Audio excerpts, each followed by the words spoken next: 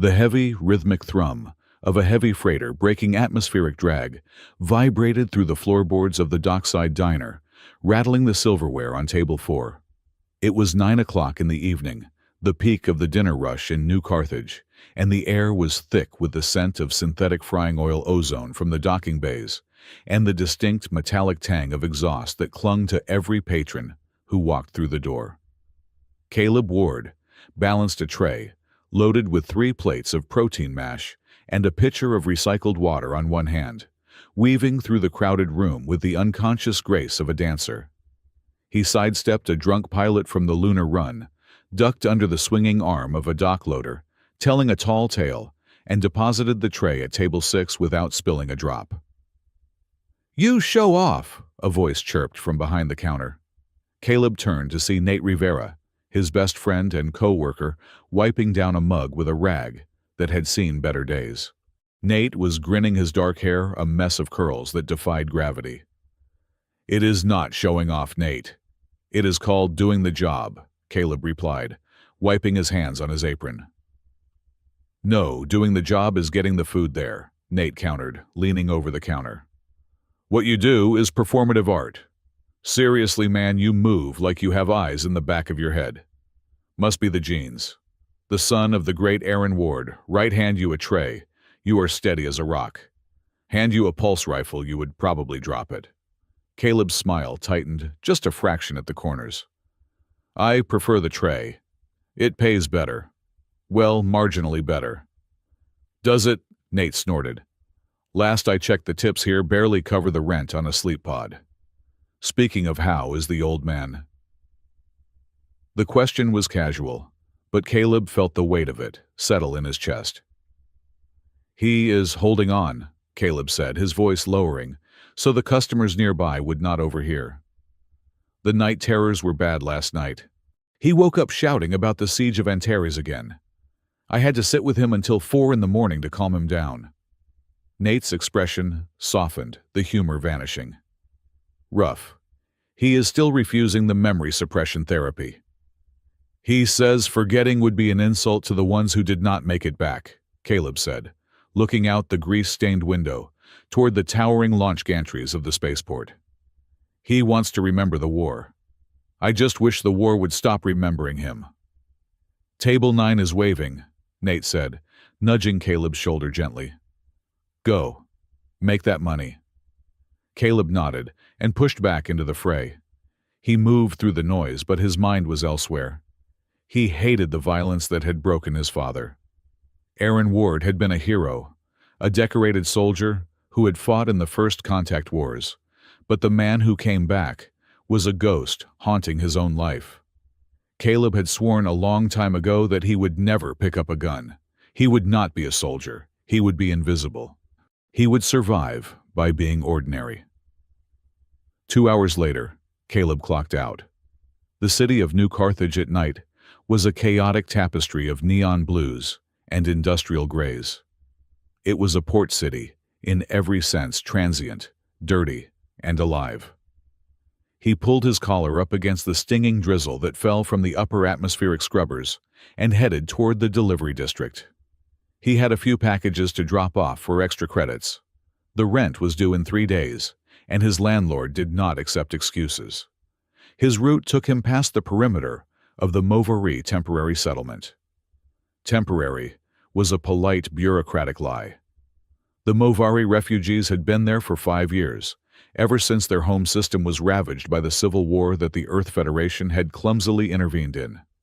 The settlement was a sprawling shantytown of retrofitted cargo containers, plastic tarps, and scavenged hull plating jammed into the narrow alleyways between the high-rise warehouses.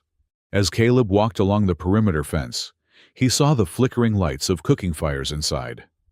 The air smelled of exotic spices, sharp and tangy, mixed with the damp rot of the slums. Movari children with their distinctive, slightly pointed ears and large, reflective eyes that shone like polished coins in the dark chased each other through the narrow gaps in the fence.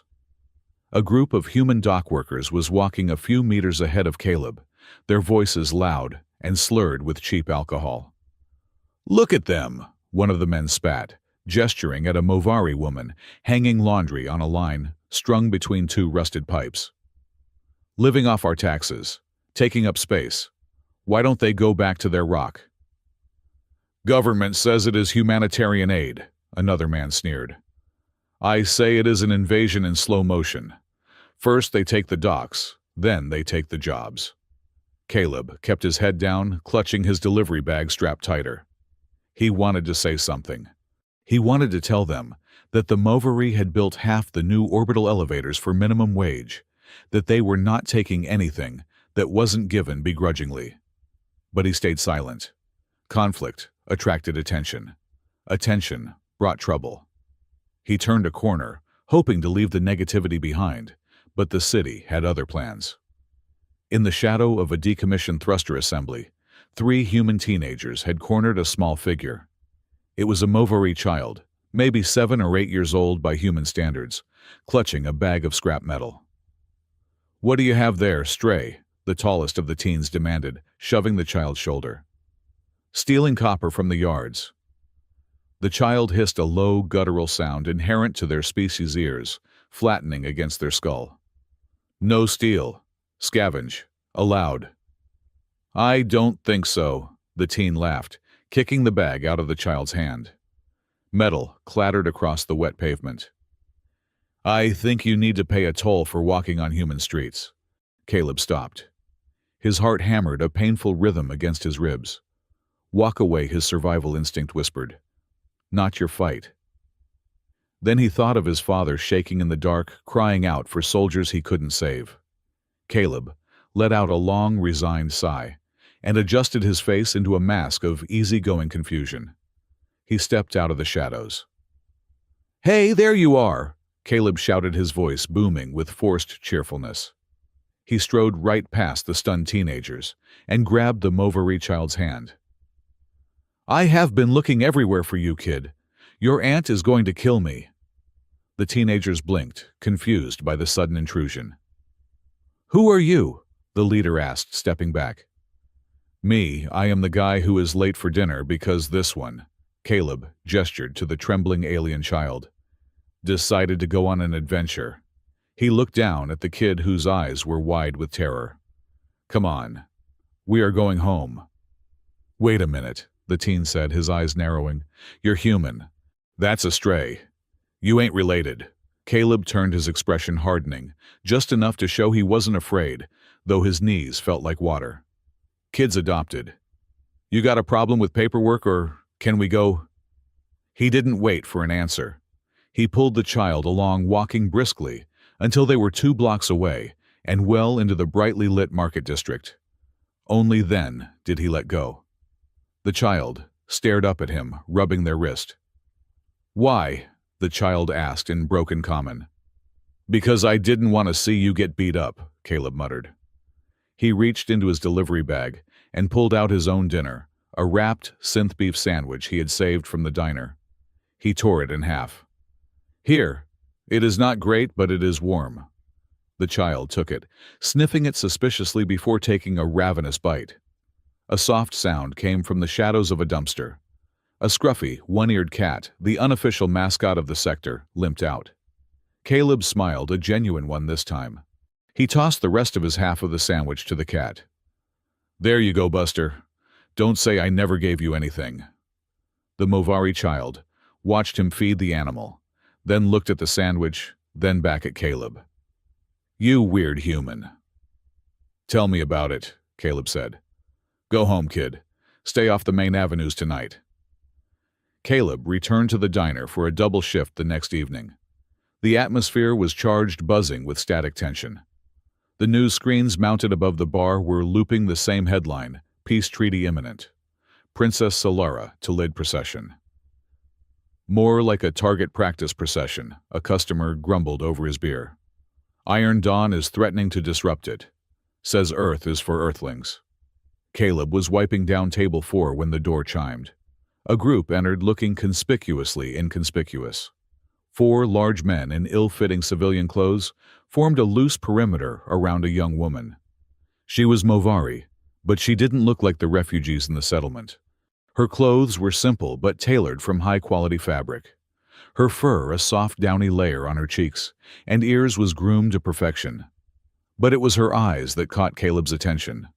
They were wide, darting around the diner, with an intensity that wasn't fear. It was curiosity. She sat at the counter. Her bodyguards took a booth behind her, scanning the room like automated turrets. Caleb approached the counter. "What can I get you, miss?" The girl looked at the holographic menu floating above the counter, as if it were a holy text. "I want everything," she said. Her voice was melodic, her common perfect, but accented with the rolling purr of her native tongue. Caleb blinked. "Everything that is a lot of food, and a lot of credits." "Credits are not an issue," she said, waving a hand. "I wish to try the burger of cheeses, and the fries of freedom, and the shake of milk." Caleb suppressed a chuckle. "Cheeseburger, freedom fries, and a milkshake, coming right up." 10 minutes later, he watched in fascination as she dismantled the burger with surgical precision, examining every layer before eating it. When she got to the fries, she paused, holding one up to the light. "It is a tuber," Caleb explained, leaning against the counter.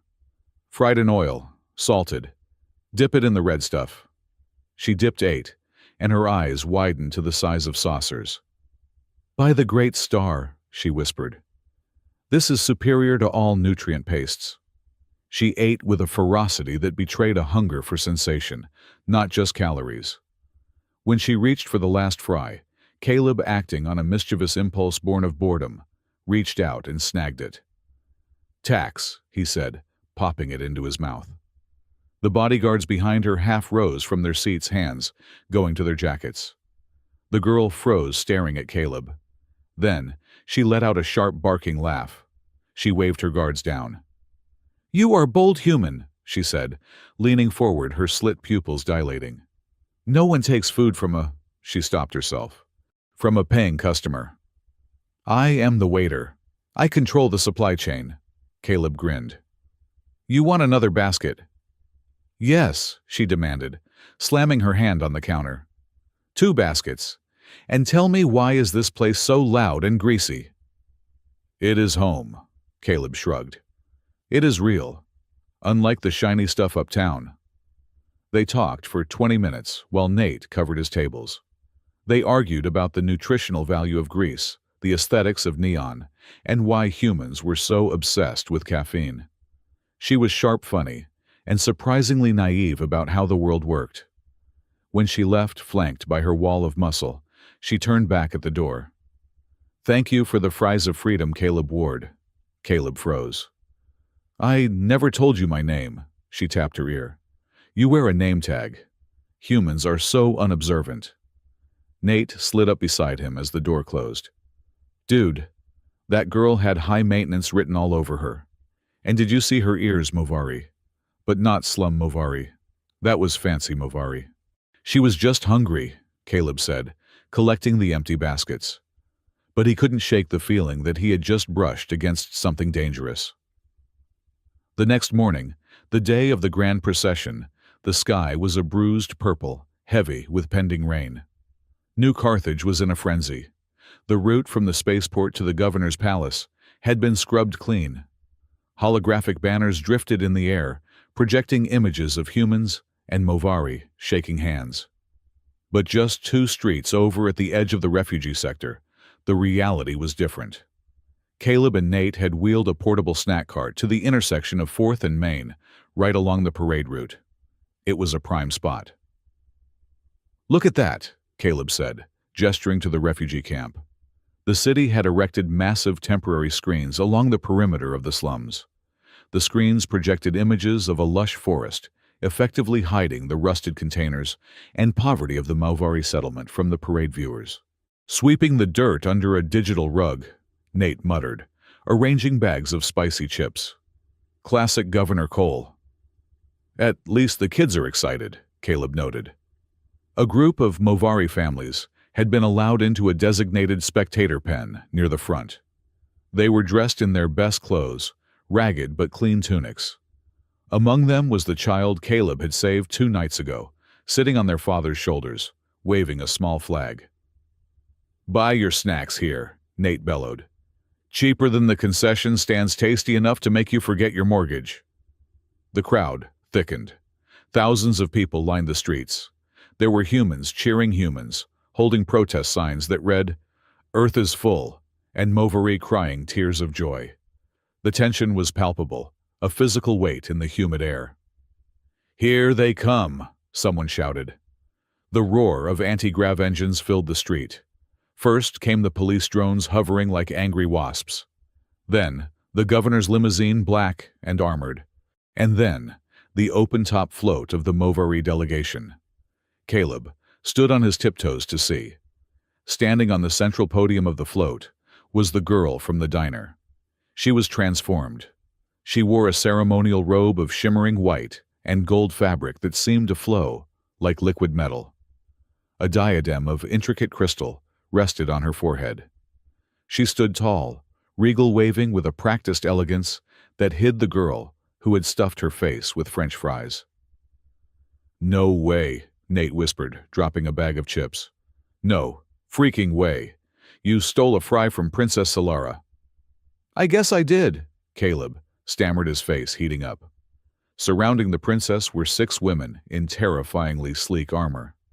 It wasn't the bulky plasteel of human marines. It was organic, matte black, hugging their forms like a second skin. They moved with perfect synchronization, their eyes scanning the crowd with predatory intensity. The warrior sisters.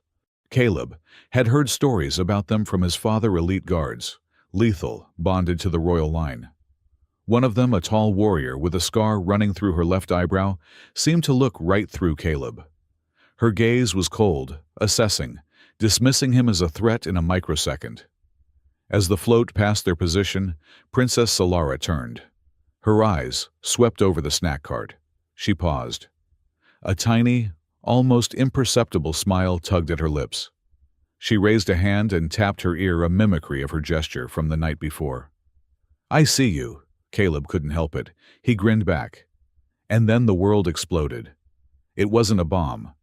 It was a sound, a sharp, high-pitched crack that echoed off the skyscrapers like a whip. Caleb knew that sound. His father had played recordings of it. A high-velocity kinetic sniper rifle. Time seemed to fracture. On the float, the warrior sister with the scar. Mira, though Caleb didn't know her name yet, moved with blurring speed, summoning a hard light shield from her gauntlet. But the shooter was good. The first shot shattered the shield generator. "Get down!" Caleb screamed, though he didn't know who he was screaming at. The crowd erupted into panic. People surged backward, trampling each other. A second shot rang out. It missed the princess by inches, sparking off the hull of the float. Solara didn't duck. Instead, she turned. She saw the group of Movari refugees in the spectator pen, specifically the child Caleb had saved, who was frozen in terror as the crowd crushed against the barrier. "Move!" Solara shouted, abandoning cover to reach for the child. Caleb saw the sniper's laser glint from a rooftop vent 300 meters away. He saw the line of sight. The princess was wide open. The warrior sisters were regrouping, forming a circle, but they were a split second too slow to cover her sudden movement toward the refugees. Caleb didn't think. He didn't weigh the pros and cons. He didn't think about his rent, or his father, or his promise to never be a soldier. He vaulted over the snack cart, his legs powered by years of hauling crates and navigating treacherous dockyards pumped furiously. He cleared the police barricade in one leap. The sniper fired the third shot. Caleb slammed into Princess Solara, tackling her sideways, just as the air where her head had been hissed with the passage of a hypervelocity round.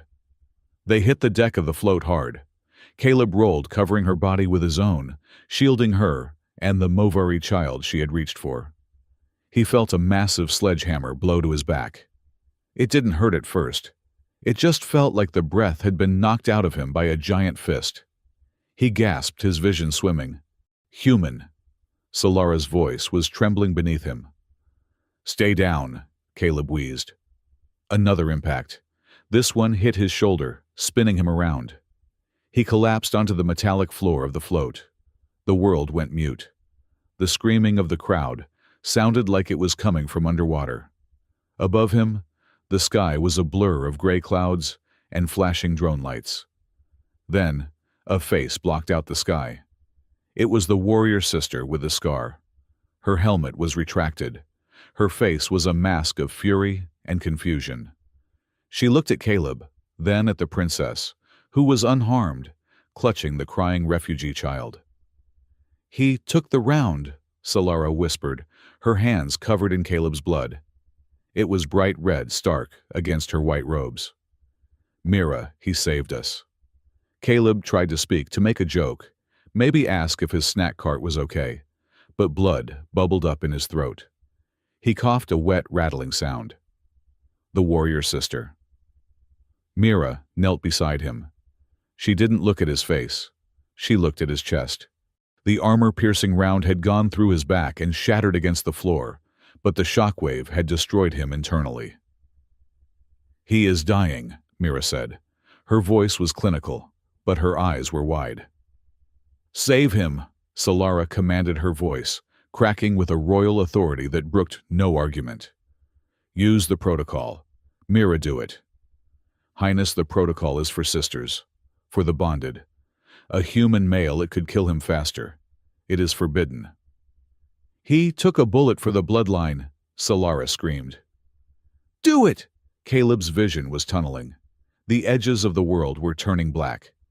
He saw Mira hesitate, then rip the gauntlet off her right hand. Her hand was unlike a human's 6 fingers, tipped with retractable claws, the palm glowing with a faint, bioluminescent blue light. She wasn't alone. 2 other sisters knelt, placing their glowing hands on Caleb's wounds. "Focus," Mira ordered them. "Bind the life force. Anchor the soul." Mira slammed her glowing palm directly onto Caleb's chest, right over his heart. Agony. It wasn't the dull pain of the bullet. It was a searing, white-hot fire that raced through every nerve ending in Caleb's body. It felt like he was being branded with a star. He arched his back, a silent scream, tearing through his throat.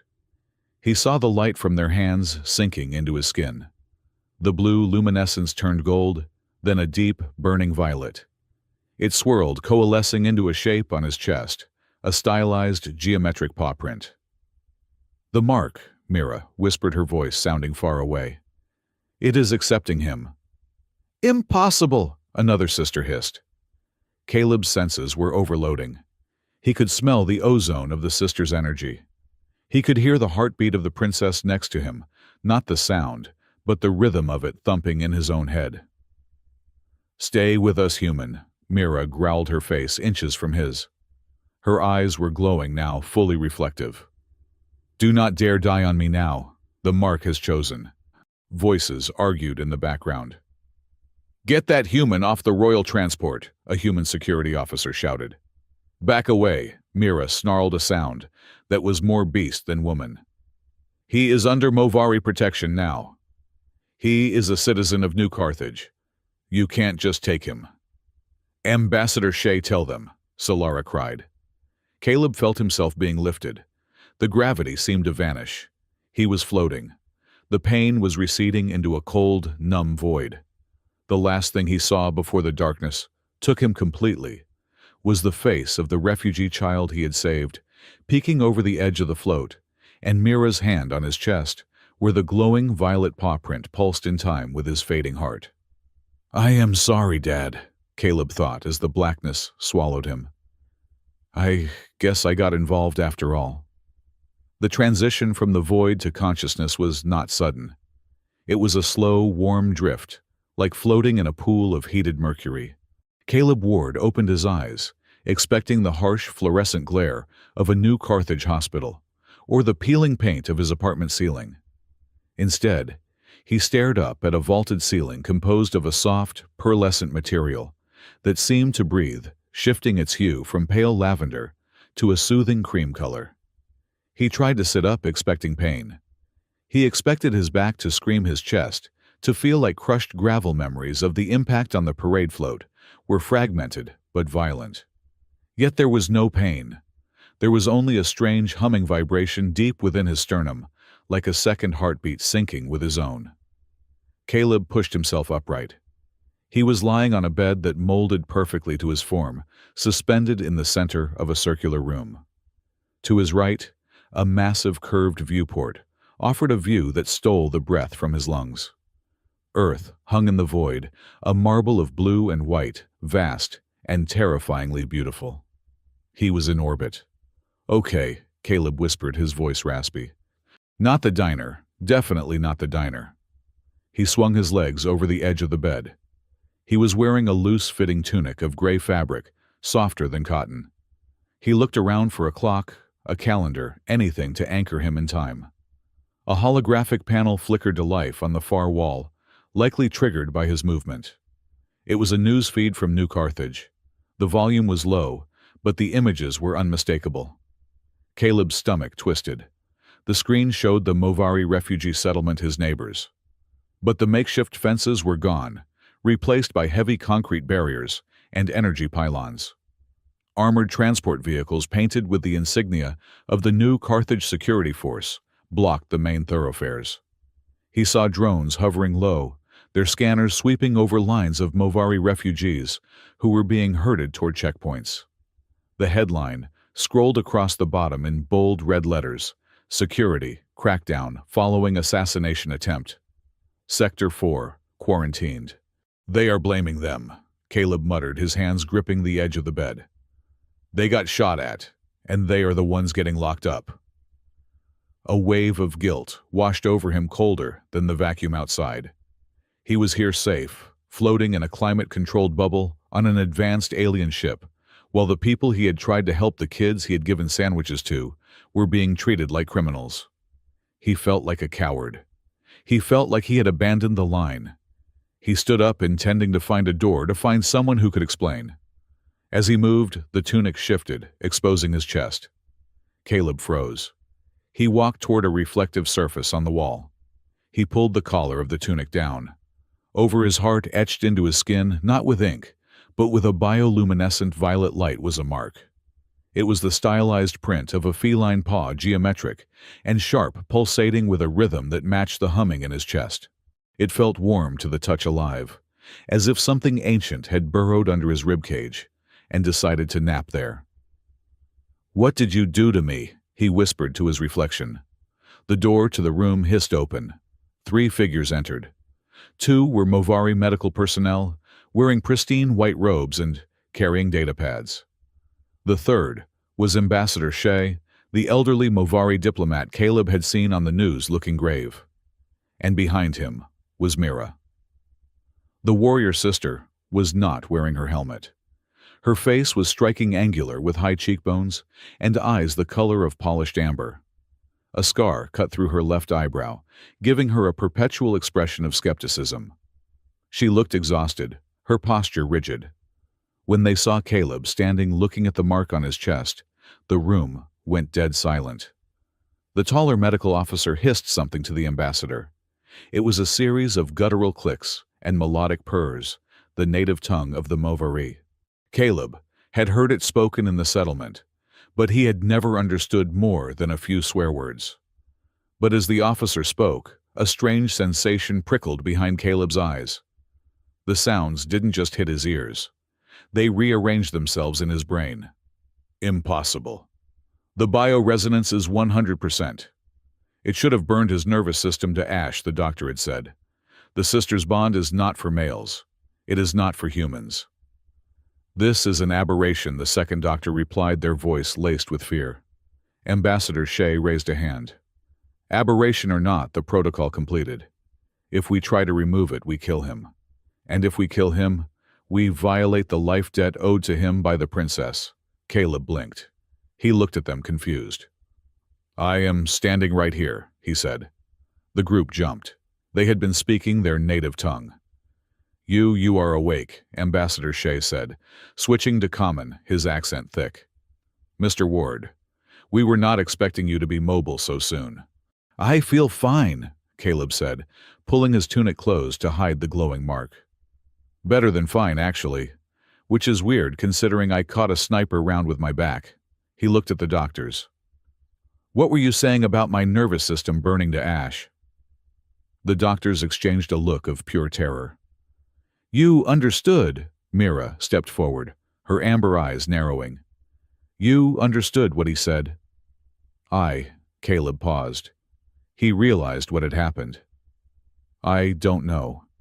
It sounded like I just knew what he meant.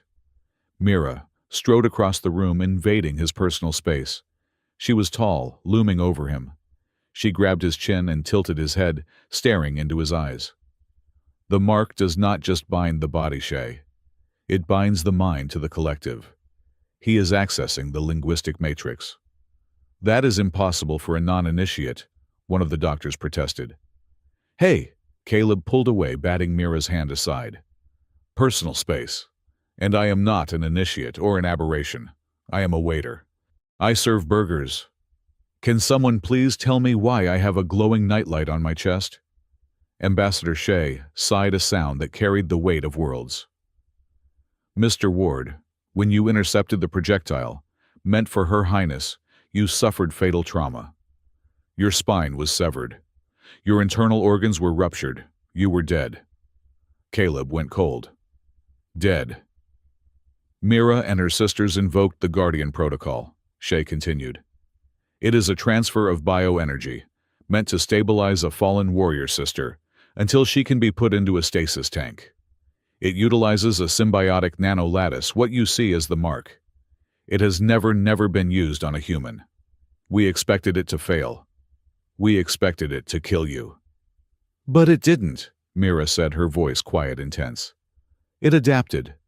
The mark didn't just heal you human. It rewrote parts of you to accommodate itself. Caleb looked down at his hands.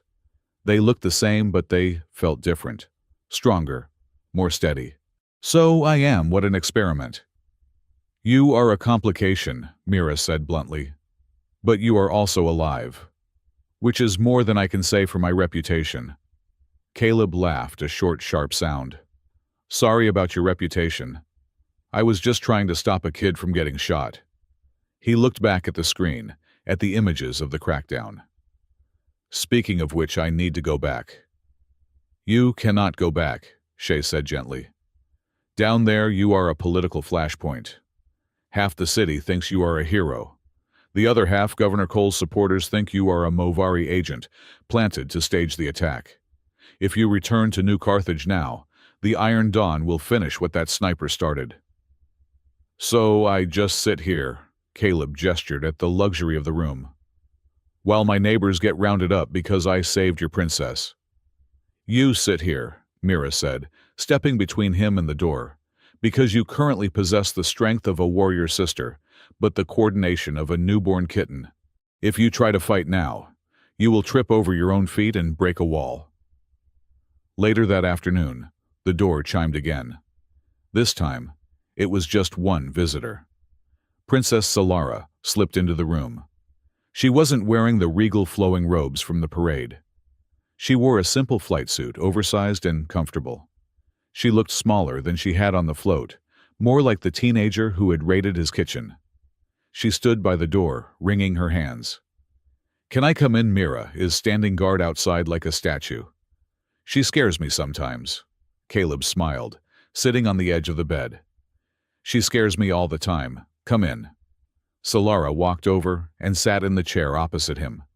She looked at his chest, then quickly up at his face. I am sorry. For what? For everything, she said, her voice trembling. I saw you at the cart. I signaled you. If I hadn't, maybe you would have stayed back. Maybe you wouldn't be. She gestured vaguely at him. This. Solara, Caleb said, using her name without the title. I didn't jump because you waved. I jumped because someone was shooting at a kid. And at you. I didn't think about it. That is what makes you dangerous, Solara said, with a weak smile. Ambassador Shay says you have no survival instinct. My friend Nate says the same thing, Caleb chuckled. He says I am the only pacifist who keeps finding ways to get into fights. Solara looked at the news feed still playing silently on the wall. My father the king sent me here to sign a treaty. It wasn't just about trade routes or technology. It was about home. We wanted to buy a permanent land grant for the refugees, to turn the temporary settlement into a real district, with houses, not crates, schools. She looked at Caleb, her eyes shining. Governor Cole and the Iron Dawn knew this. The attack was not just to kill me. It was to create fear, to make humans think we are dangerous, that we bring violence wherever we go. Now the treaty is suspended, and my people are being punished for bleeding on your pavement. It is a setup, Caleb said, anger simmering in his gut. They create the problem, then sell the solution, which is getting rid of you. And now you are caught in the middle, Solara said. The only human with a paw mark. You are the ultimate anomaly, a bridge between species or a freak of nature, depending on who you ask. I prefer fan of cats, Caleb grinned. Solara laughed, the tension breaking. You truly are strange, Caleb Ward. You take a bullet, wake up with alien nanotech in your blood, and you still make jokes. If I don't laugh, I will scream, Caleb admitted softly. And I think screaming would upset Mira. It would, Solara nodded conspiratorially. She hates loud noises. She says they disrupt her hunting focus. For a moment, they weren't a political pawn and a princess. They were just two young people overwhelmed by a galaxy that wanted to crush them. The next morning, Caleb's physical therapy began. Mira took him to a cargo bay that had been converted into a training dojo. The floor was padded, the gravity slightly higher than Earth standard. Strip, Mira ordered. Caleb crossed his arms. Dinner first, Mira rolled her eyes. Your tunic. It restricts movement. The mark generates heat. You will overheat if you cover it. Caleb sighed and pulled off the tunic. He felt exposed, not just because of the bare skin, but because the violet paw print seemed to pulse brighter in the dim light of the bay. The mark enhances neural conductivity, Mira explained, pacing around him like a shark. It connects your brain to your muscles faster than biological nerves can handle. Your body will move before you consciously tell it to. Sounds safe, Caleb muttered. It is not. If you do not control it, you will tear your own tendons. She picked up a small, weighted sphere. I am going to throw this. Do not think. Just catch. She hurled the sphere. It was moving fast, a blur of silver. Caleb didn't think catch. He didn't even see his hand move. There was a snap of air, and suddenly, the sphere was in his palm. His arm was extended, fingers clamped around the metal ball with a vice-like grip. He stared at his hand. Whoa. Again, Mira said. She threw another, then two at once. Caleb caught them all. His movements were fluid, precise, and eerie. He wasn't moving like a human boxer or a soldier. He was moving like her. Low to the ground, shifting his weight on the balls of his feet, his spine flexible and loose. Stop, Mira commanded after 10 minutes. Caleb stood up straight, breathing hard. He felt a strange urge. His back felt tight. Without thinking, he dropped to all fours, arched his spine toward the ceiling, and stretched his arms forward, letting out a long, satisfied groan. It was a perfect, textbook, feline stretch. He froze mid-stretch, realizing what he was doing. He looked up. Mira was biting her lip, her eyes dancing with suppressed amusement. Do not, Caleb warned, scrambling back to his feet, his face burning red. I said nothing, Mira said, her voice trembling slightly. Although your form was excellent. Very traditional. Shut up, Caleb grumbled, grabbing a towel. It felt good for my back, that is all. Of course, Mira smirked. Then her face grew serious. You have the instincts, Caleb. The memories of the sisters who came before are in the mark. They are guiding you, but you are fighting them. I am not fighting them. You are. Every time you catch the ball, you pull back at the last second. You are afraid to use the full force. You are afraid of breaking it. She stepped closer. You cannot be a guardian if you are afraid of your own strength. I am not a guardian, Caleb snapped. I am a guy who wants to pay his rent and make sure his dad doesn't have a heart attack. I didn't ask for this magic tattoo." "The mark does not care what you asked for," Mira replied coldly. "It is here, and if you do not master it, it will consume you." Before Caleb could retort, the intercom on the wall buzzed. Ambassador Shea's voice filtered through sounding grim. "Mira, bring Mr. Ward to the bridge. There is a broadcast from the governor." The bridge of the medical ship was silent. Every crew member was staring at the main holographic display. Governor Harlan Cole stood at a podium in New Carthage, flanked by flags of the Earth Federation. He looked every bit the grieving concerned leader. "Citizens," Cole said, his voice grave. "The attack on the Grand Procession was a tragedy. But the investigation has revealed disturbing truths. The weapon used was of off-world origin. The security breach came from within the refugee sector." "Liar!" Caleb hissed. "For the safety of New Carthage," Cole continued, "and for the safety of the Movari population themselves, I am ordering the temporary relocation of all non-citizens from the settlement to the lunar holding facilities. This is an evacuation, not an arrest. We cannot guarantee their safety on Earth while radical elements are at large." The screen cut to footage of the settlement. It was chaos. Soldiers were dragging families out of their container homes. People were screaming. Caleb saw a woman holding a sign that read, "We lost our home. Once do not take this one," only to have it ripped from her hands by a soldier in riot gear. "He is deporting them," Caleb said, his voice rising. "He is dumping them on the moon. Those facilities are prisons. They are not pressurized for long-term habitation."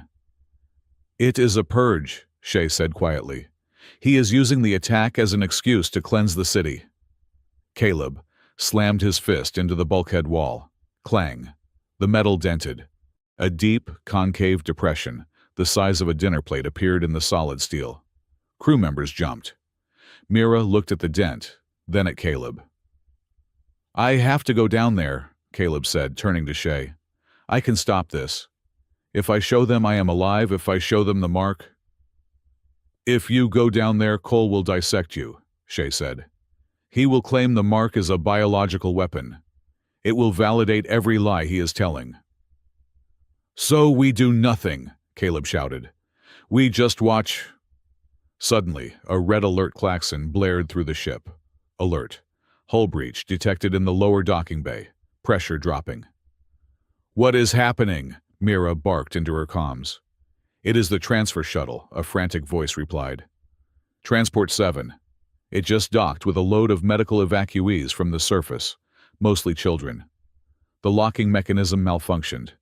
The airlock didn't cycle." "They are venting atmosphere sabotage," Mira whispered. "Cole's agents." Caleb was already moving. He didn't wait for permission. The muscle memory Mira had talked about took over.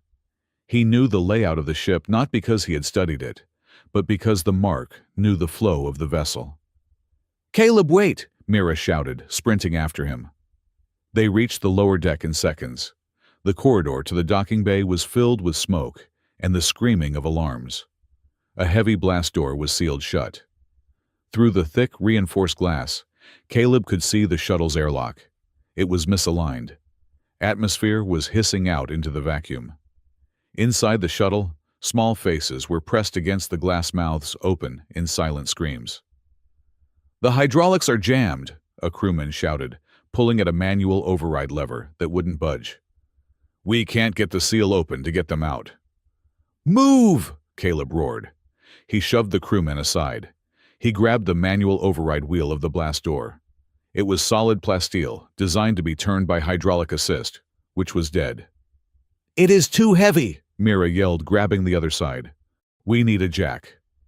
"No time." Caleb planted his feet. He looked at the kids in the shuttle. One of them was holding a stuffed toy. Protect. The command didn't come from his brain. It came from the violet fire in his chest. Caleb roared a sound that tore at his throat. The paw mark on his chest flared so bright, it burned through his shirt, casting a purple glow over the corridor. The veins in his neck stood out like cords. He didn't just pull with his muscles. He pulled with the energy of the mark. He felt the ship's structure groaning. Screech! The metal wheel began to turn. Mira stared at him in shock. The amount of torque required to manually cycle a jammed airlock against a pressure vacuum was measured in tons. Caleb was doing it. "Help me!" Caleb gritted out through clenched teeth. Mira snapped out of it. Her own mark flared on her palm as she added her strength to his. Together, human and Movari, they wrenched the wheel. With a final deafening clang, the locking bolts retracted. The seal engaged. The hiss of escaping air stopped. The door slid open. Caleb collapsed to his knees, gasping for air. His arms felt like they were on fire. The shuttle hatch opened, and a flood of terrified Movari children poured out, coughing and crying. Medics rushed past Caleb to help them. One small figure stopped in front of Caleb. It was the kid from the street, the one he had saved from the bullies, the one he had shielded on the float. The child looked at Caleb, then at the glowing mark fading on his chest. The child's large eyes widened. "Guardian," the child whispered in common. Then the child threw their arms around Caleb's neck, burying their face in his shoulder. Caleb froze. Slowly, hesitantly, he wrapped his arms around the small, trembling body. He looked up and met Mira's eyes. She wasn't looking at him with skepticism anymore. She was looking at him with respect. And something else. Recognition. "You broke the locking mechanism," Mira said softly, pointing to the twisted metal of the wheel. "You didn't just open it. You forced the ship to yield." "They were just kids," Caleb rasped, patting the child's back. "They are always just kids." The incident with the shuttle changed everything. Within an hour, the story had leaked. Not through official channels, but through the refugee network. A worker on the medical ship had sent a message to the surface. The human guardian saved the children. In the holding pens on the moon and the quarantine zones of New Carthage, the rumor spread like wildfire. The human who took the bullet. The human who bore the mark of the sisters. He hadn't abandoned them. He was fighting for them. But on Earth, the narrative was different. Harlan Cole's media channels were spinning a new story. They showed blurry footage of Caleb, forcing the door, emphasizing the unnatural violet light.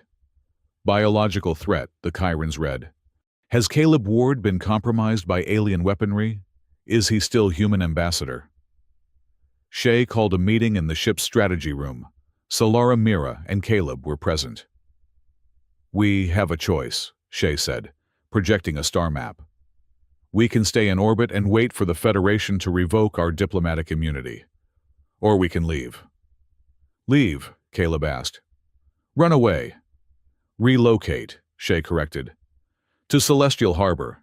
It is a neutral space station, a hub for galactic diplomacy. The Inter-System Council is holding an emergency summit there regarding the refugee crisis in 3 days." "If we go there," Solara said, her voice strengthening, "we can present our case to the galaxy, not just Earth. We can show them the evidence of the setup. And," she looked at Caleb, "we can present Caleb." "Me," Caleb pointed to himself. "As what a circus exhibit as proof," Shay said. "Proof that humanity and Movari are compatible. Proof that the bond exists. You are a living symbol of the alliance Iron Dawn is trying to destroy." "Cole will call me a traitor," Caleb said quietly. "If I leave Earth with you, he will say I defected. I will never be able to go home." He thought of his father Aaron, alone in their apartment watching the news. If Caleb left, Aaron would be the father of a traitor. But then, he thought of the kid in the hallway. He thought of the faces of the families being dragged onto transport ships. If he stayed, he was a prisoner. If he went, he had a voice. Caleb stood up. He walked to the viewport. The Earth looked peaceful from up here, but he knew it was burning. "My dad used to say," Caleb spoke, his voice steady, "that you don't fight the war where the enemy wants you to fight. You fight where you can win." He turned back to them. He touched the spot over his heart. The mark felt warm, reassuring. "Let's go to Celestial Harbor," Caleb said. "But I am not running away. I am going to get help. And then I am coming back." Mira nodded a sharp, approving motion. "Then we prepare for departure. The route to Celestial Harbor is treacherous, and Iron Dawn has reached beyond Earth." "I will be ready," Caleb said. As the Movari medical ship fired its main thrusters, breaking orbit and turning away from the blue marble of Earth, Caleb stood by the window. He watched his home shrink into the distance. He gripped the fabric of his tunic, his knuckles white. "I will be back," he whispered to the silence of space. "For you, Dad, and for everyone behind that fence." The stars stretched out before them, cold and indifferent, but the fire in Caleb's chest burned hotter than ever. The reluctant hero had made his choice.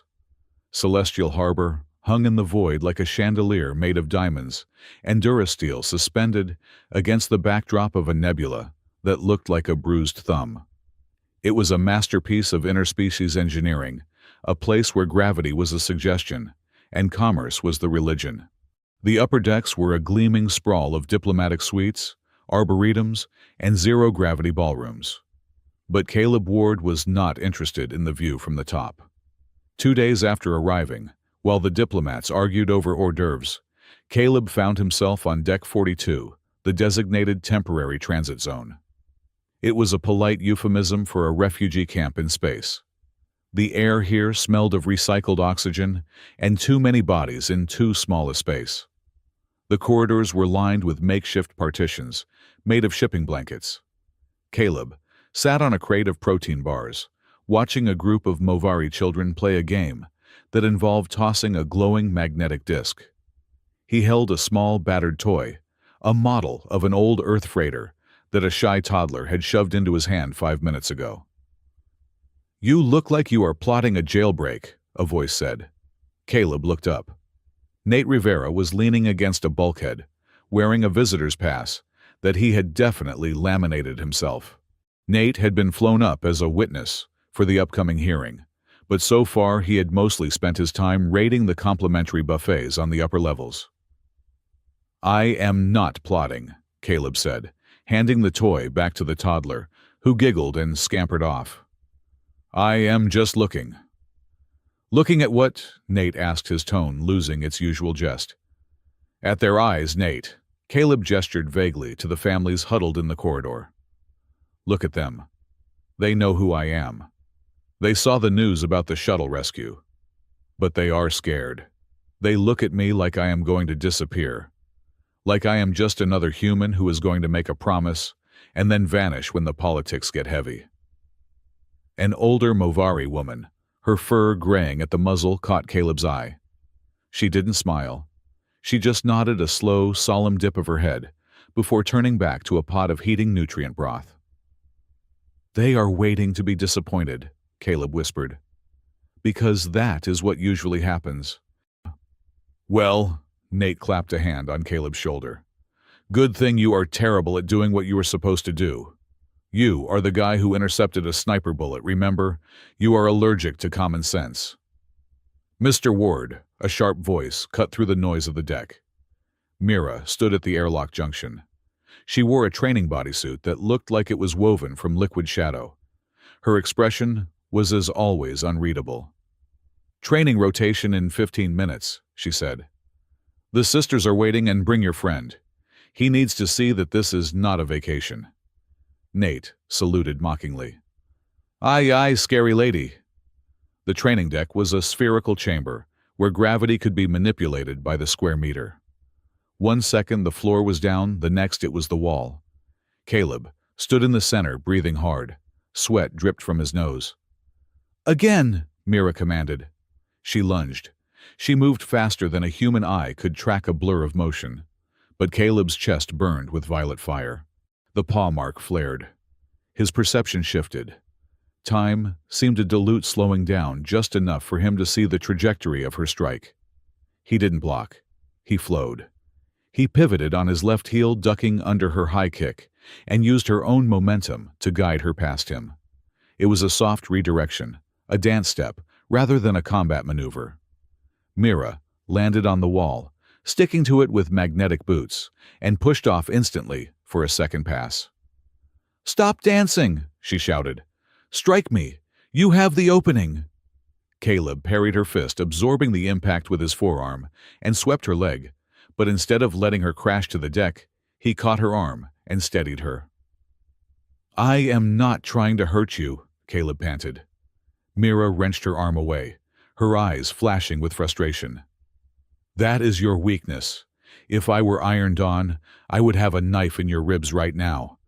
You have the power of a guardian, but you fight like a nurse." "I am a waiter," Caleb yelled back. "And I don't want to break people, I want to stop them." There is a difference. From the observation booth, Nate was eating a bag of popcorn he had smuggled in. "He has a point, Mira," Nate shouted over the intercom. "He once talked a guy out of mugging him by offering him a coupon for a free smoothie. The man is a tactical pacifist." Mira glared at the glass, then turned back to Caleb. She deactivated the combat mode of her suit. The gravity stabilized. "You are infuriating," she said, wiping her brow. "But your reflexes are improving. The mark is integrating with your nervous system faster than we predicted." "It feels like it is humming," Caleb admitted, rubbing his chest. "Like it is looking for something." "It is looking for a purpose," Mira said quietly. "Power without direction is just noise." The Grand Council Chamber of Celestial Harbor was a vast amphitheater of floating pods, designed to accommodate species of all shapes and sizes. In the center, a holographic projection of the Earth spun slowly.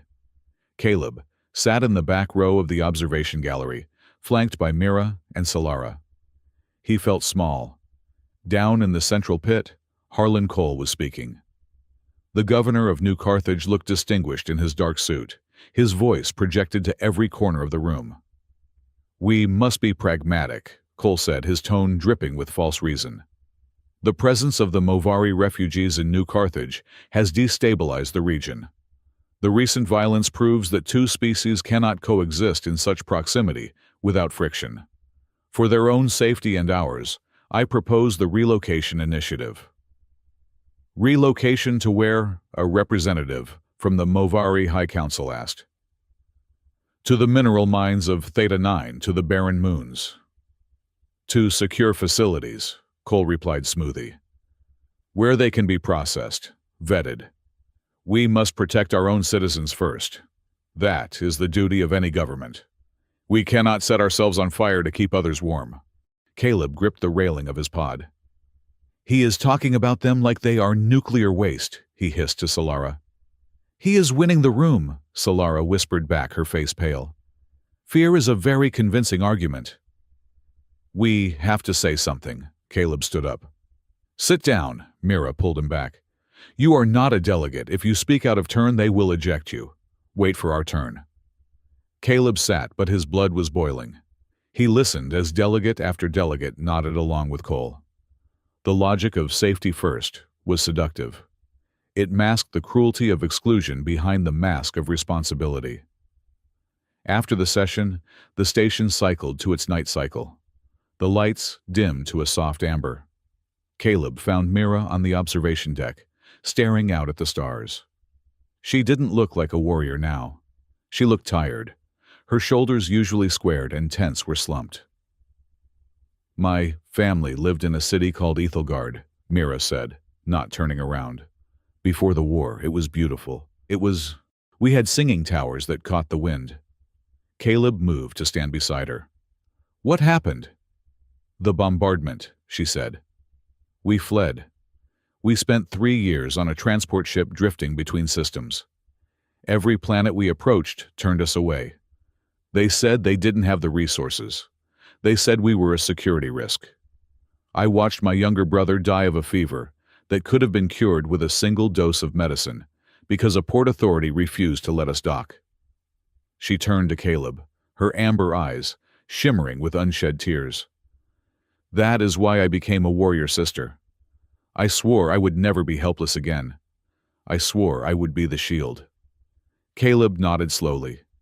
He understood that look. He had seen it on his father's face 1,000 times.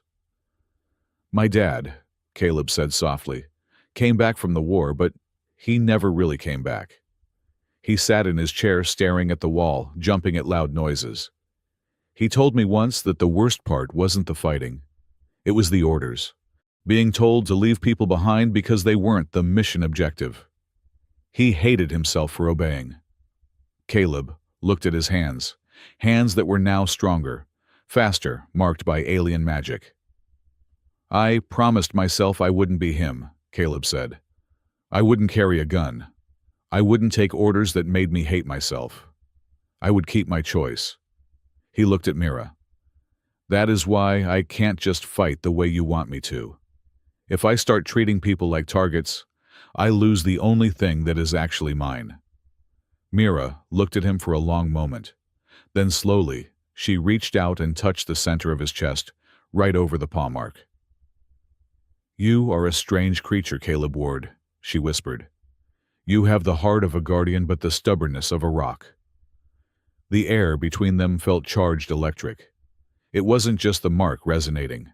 It was something human, something fragile. Suddenly the station rocked violently. A deep, guttural boom echoed through the hull. The lights flickered and died, replaced instantly by spinning red emergency strobes. Warning. Structural integrity compromised. Deck 42. Deck 1. Deck 42. Caleb's eyes went wide. That is the refugee deck. And Deck 1 is the council chamber, Mira said, tapping her comms. It is a coordinated strike. The command center of Celestial Harbor was a scene of controlled panic. Holographic displays showed massive hull breaches. Report, the station commander barked. Explosions in the lower quadrant, a tech shouted. The primary life support relays for the refugee deck are offline. The emergency shields are failing. If we don't reroute power, that deck will vent into space in 20 minutes. And the council chamber. Fire in the ventilation system. The delegates are trapped. We need to divert all auxiliary power to the upper fire suppression systems and the VIP extraction lifts. The commander didn't hesitate. Do it. Route power to Deck 1. Prepare the shuttles for the delegates. Wait! Caleb burst into the room, followed closely by Mira and Nate. They had practically sprinted from the observation deck. You can't do that. If you reroute power, the shields on the refugee deck will collapse. There are 3,000 people down there. The commander turned his face grim. Mr. Ward, I have the leaders of 12 star systems trapped in a fire. They are the priority. The refugees, we will try to get to them, but we have limited output. You are sacrificing them, Caleb accused, stepping forward, because they are not important enough. I am making a command decision, the commander shouted. Security, remove him. Mira stepped in front of Caleb, her hand hovering near her sidearm. The security guards hesitated. We can save both, Mira said, her voice cutting through the chaos like a blade. But not from here. What? The commander blinked. Caleb looked at the schematics on the wall. His brain, boosted by the mark, traced the power conduits. He saw the blockage. He saw the sabotage. Iron Dawn blew the junctions, Caleb said, pointing. But the manual override for the sector shielding is still intact. It is in the sub-level maintenance shaft near the reactor core. That area is flooded with radiation and crawling with whoever planted the bombs, the tech said. It is a suicide run. Not for us, Caleb said. He looked at Mira. We go to the sub-level. We crank the shields manually. You keep the power on the VIPs. We handle the refugees. Mr. Ward, that is impossible, the commander said. You cannot be in two places. Watch me, Caleb said. He turned to Nate. You stay here. Make sure they don't turn off the lights on us. Just don't die, you idiot, Nate said, his face pale. The maintenance shafts were dark, lit only by the intermittent flash of sparks from severed cables. The gravity here was erratic, shifting from 0G to double weight in the span of a few meters. Caleb and Mira moved back to back. They were not alone. Shadows moved ahead of them. Men in vac suits with the Iron Dawn insignia, a rising sun over a hammer, stepped out from behind the machinery. "You should have stayed on Earth, traitor," one of them growled, raising a pulse rifle. "Move!" Mira shouted. She pushed Caleb to the ceiling, which was currently the floor, due to a gravity pocket, and fired a stunning blast. The fight was brutal and claustrophobic. In the narrow confines of the shaft, long-range weapons were useless. It was hand-to-hand. Caleb didn't have a weapon. He didn't need one. He used the environment. When an Iron Dawn merc swung a heavy wrench at him, Caleb ducked, grabbed the man's belt, and used a sudden shift in gravity to toss him toward a cluster of pipes. He didn't kill. He hit to disarm. He shattered weapons, not bones. One mercenary, panic-stricken, fired a grenade launcher blindly. The explosion tore a hole in the outer bulkhead. The air screamed as it rushed out into the vacuum. The mercenary lost his grip and began to slide toward the sucking breach. "Help!" the man screamed, his fingers scraping uselessly against the floor plates. Mira was already moving to the next target. To her, the man was an enemy combatant who had removed himself from the equation. But Caleb saw a person. He lunged, not away from the breach but toward it. "Caleb!" Mira screamed. Caleb hooked his legs around a sturdy pipe and reached out. His hand clamped around the mercenary's wrist just as the man's boots slipped over the edge. The force of the decompression jerked Caleb's body violently, threatening to tear his shoulder from its socket. The paw mark flared, sending a surge of reinforcing energy through his muscles and tendons. He roared, pulling against the void. He dragged the man back in. He slammed the emergency patch button, sealing the breach with expanding foam. The mercenary lay on the floor, gasping, staring at Caleb with wide, terrified eyes. "Why?" he wheezed. "I tried to kill you." Caleb stood up, rubbing his shoulder. "Yeah, well, don't do it again. Go sit in the corner." Mira stared at him. She had just incapacitated two men with efficient nerve strikes. She looked at Caleb, then at the man he had saved. "You are utterly illogical," she said. But there was no heat in her voice, only wonder. "Third option," Caleb muttered. "Always look for the third option." They reached the auxiliary control room. It was a wreck. The control panels had been smashed. The air was thick with the metallic taste of ozone, and the invisible buzzing threat of radiation leaking from the damaged reactor shielding nearby. "The automated systems are gone," Caleb said, coughing.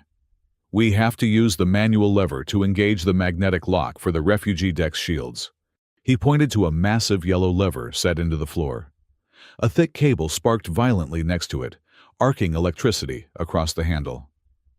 "If you touch that," Mira said, scanning it with her gauntlet, "the current will stop your heart.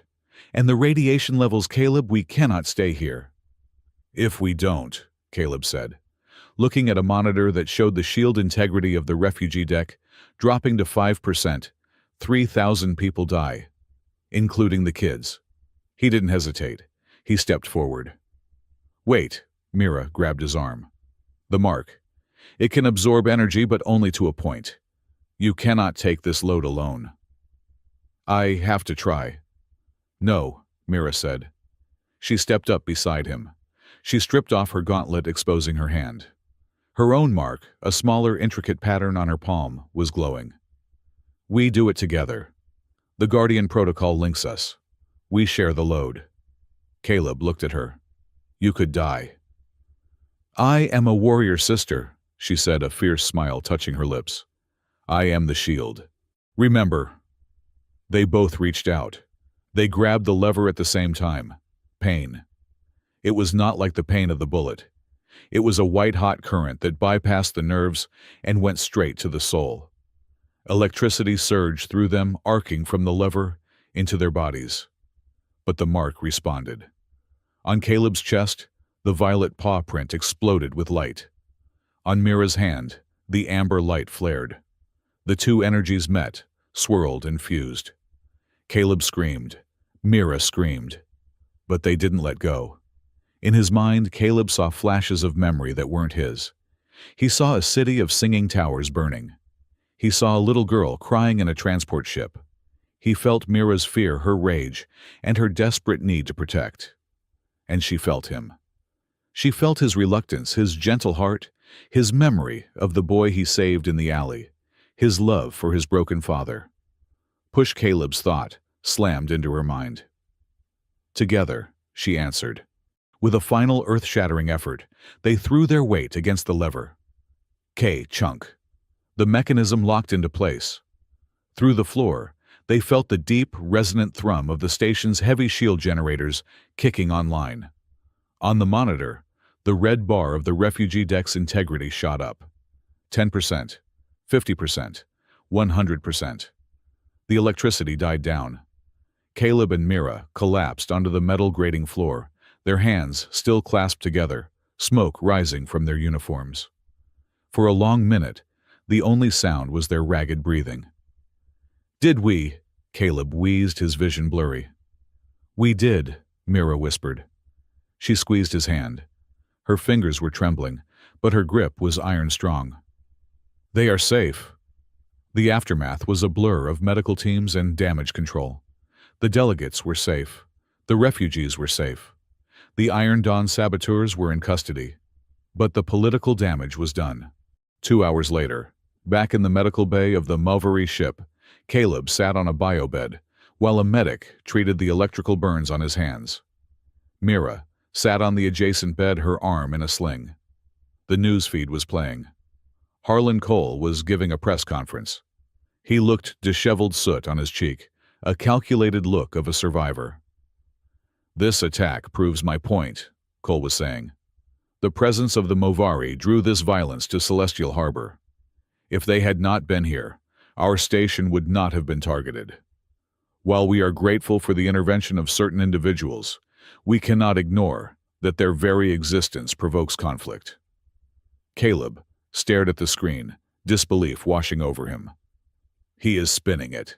He is blaming us for saving them." "He is a master of the narrative," Solara said, standing by the door. She looked furious. "The Council is scared. They are agreeing to move the next round of talks back to Earth, to New Carthage, under higher security. They want to contain the situation." "Back to Earth," Caleb looked up. "That is his turf." "Exactly," Shay said. "He wants us where he can control the environment. If we refuse, we look like we are hiding. If we go, we walk into a trap," Mira finished. Caleb looked at his bandaged hands. He felt the phantom echo of Mira's mind in his own, a lingering connection from the moment on the lever. He knew she felt it too. "We go back," Caleb said firmly. "But we don't go back as victims. We go back and we finish this. I am done running." He stood up, wincing slightly, as his muscles protested. He walked over to Mira. "You okay?" he asked. Mira looked up at him. There was no skepticism left in her eyes, only a deep, profound clarity. "I have fought in many battles, Caleb Ward," she said softly, "but I have never seen anyone fight like you. You saved the enemy. You saved the refugees. You saved me." "We saved each other," Caleb corrected. "We go to Earth," Mira said, standing up to stand beside him. "And this time Iron Dawn will not find a waiter and a diplomat. They will find guardians." Outside the viewport, the station rotated, turning its face away from the nebula and back toward the distant blue dot of Earth. The stage was set for the final confrontation. The shuttle descent into New Carthage was a study in contrasts. From the upper atmosphere, the city was a jewel of the Earth Federation, a sprawling web of light and commerce hugging the coastline. But as the transport dropped below the cloud layer, the reality of the situation became starkly visible. Caleb Ward pressed his forehead against the cold, transparent steel of the viewport. The city was weeping. Heavy gray rain lashed against the skyscrapers, washing soot down into the gutters. But it was the changes on the ground that made Caleb's stomach churn. The Movari temporary settlement. The place he walked past every night, the place where he had bought spicy skewers and played kickball with the kids, was gone. In its place was a fortress. Concrete blast walls easily 5 meters high had been erected around the perimeter. Watchtowers, topped with automated suppression turrets, loomed over the shantytown. At the single checkpoint, visible from the air, a line of Movari refugees stretched for 3 city blocks. They stood in the rain, huddled under thin plastic sheets, waiting to be processed by security officers in riot gear. "It looks like a prison," Solara whispered from the seat beside him. She was no longer wearing the flight suit. She had changed into a diplomatic tunic of deep indigo, but her posture was slumped. "It is a prison," Mira said, sharpening a combat knife that she had somehow smuggled through 3 security scans. "They call it containment. We have seen it before, on Cygnus Prime on Belt Station 4. It always starts with walls." Caleb touched the paw mark on his chest.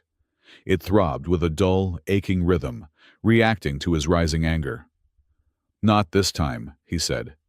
"We are not letting this stand." The streets of New Carthage were a powder keg, waiting for a match. When Caleb, Mira, and Solara, flanked by a security detail Ambassador Shea had negotiated, arrived at the dockside diner, the tension was palpable. The diner sat right on the border of the new exclusion zone. The neon sign buzzed with a dying flicker. Inside, the usual chaotic noise of the dinner rush was replaced by a strained murmur. Nate Rivera looked like he hadn't slept in a week. He was balancing 3 plates of synth eggs, but his usual grin was gone. When he saw Caleb walk through the door, he nearly dropped the tray. "You are alive!" Nate shouted, abandoning the order on table 5 to rush over. He hugged Caleb, ignoring the formidable presence of Mira standing guard. "Dude, the news said you were a biohazard. They said you were turning into a cat monster." "Still human mostly," Caleb patted his friend's back. He looked around the diner. The room was segregated. On the left side, a group of humans wearing armbands with the slogan, "Earth First," sat drinking beer, glaring at the door. On the right, a mix of university students and volunteers wearing refugees' welcome badges were huddled over coffees looking exhausted. "It has been like this for 3 days, Nate whispered, pulling Caleb toward the counter. "I am running the most politically polarized diner in the sector. If I serve the volunteers too fast, the Earth First guys tip 0. If I serve the patriots first, the students write mean reviews on the local net. I am a neutral party in a war zone, Caleb. It is exhausting." "You are doing great, Nate," Caleb said. "Is my dad home?" Nate's face fell. "Yeah, he is upstairs. He hasn't come down since the broadcast about the Celestial Harbor attack. He is in a bad way, Caleb." Caleb nodded. He turned to Mira. "Stay here. Watch Solara. I have to do this alone." Mira looked like she wanted to argue, but she saw the look in his eyes. It wasn't a command. It was a need. She nodded once. "We hold the perimeter." The apartment above the diner smelled of stale coffee and old dust. It was small, cluttered with the detritus of a life lived in the shadow of past glories. Faded medals in a display case, a disassembled pulse rifle on the workbench, and stacks of physical books about the first contact wars. Aaron Ward sat in his armchair by the window, staring at the rain-streaked glass. The television was unmuted, playing a loop of Harlan Cole's latest speech. "Dad," Caleb said softly, closing the door behind him. Aaron didn't turn. "They said you were a hero. Then they said you were a traitor. Then they said you were a victim."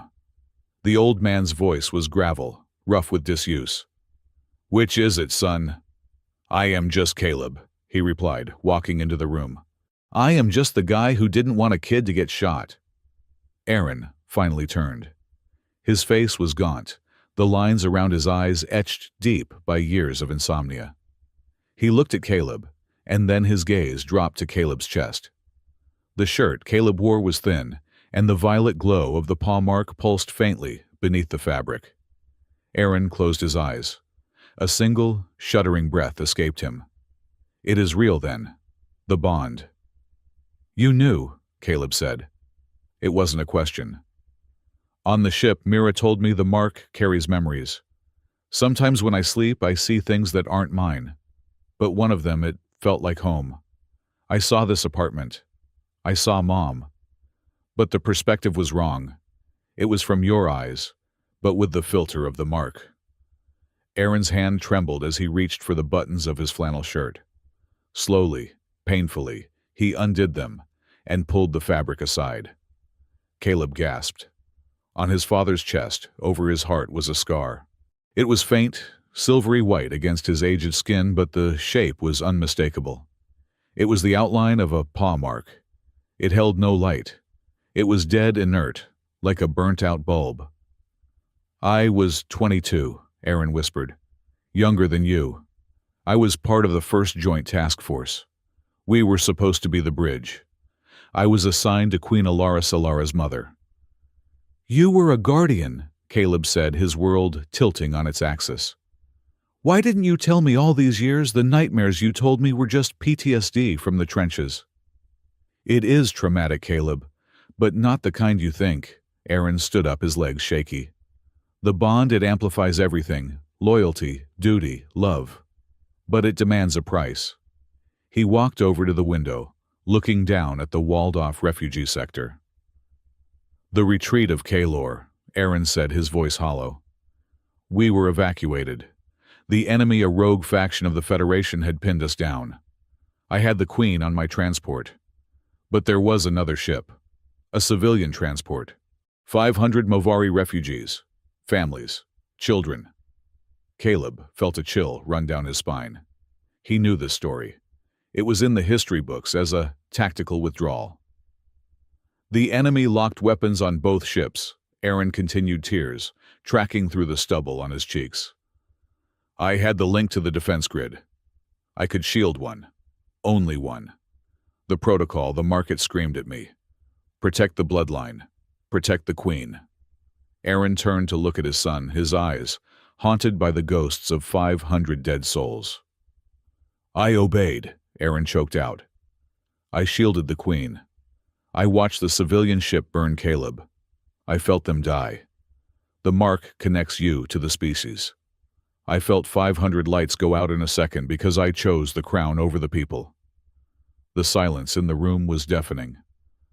The mark faded a week later, Aaron said, buttoning his shirt with fumbling fingers. It rejected me. Or maybe I rejected it. I left the service. I took you and I ran. I swore I would never let you near that life. I wanted you to be a waiter, a mechanic, anything but a guardian. Caleb stared at his father. He felt a surge of anger, hot and righteous, but it was quickly doused by a wave of profound sadness. He saw the man not as a failed father, but as a soldier broken by an impossible choice. You made a mistake, Caleb said, his voice steady. Aaron flinched. I know. No, Caleb stepped closer. The mistake wasn't saving the Queen. The mistake was thinking you had to follow the programming. You thought the mark was a chain. You thought it owned you. Caleb took his father's hand and placed it on his own chest, right over the glowing violet light. I am not you, Dad, Caleb said fiercely.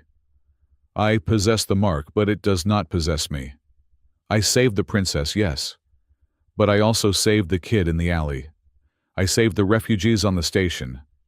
I am going to make different choices. It will break you, Aaron whispered. The weight is too heavy. Then I will carry it differently, Caleb said. I am not fighting for a queen. I am fighting for the people you had to leave behind. That is my penance. And it can be yours too if you want it.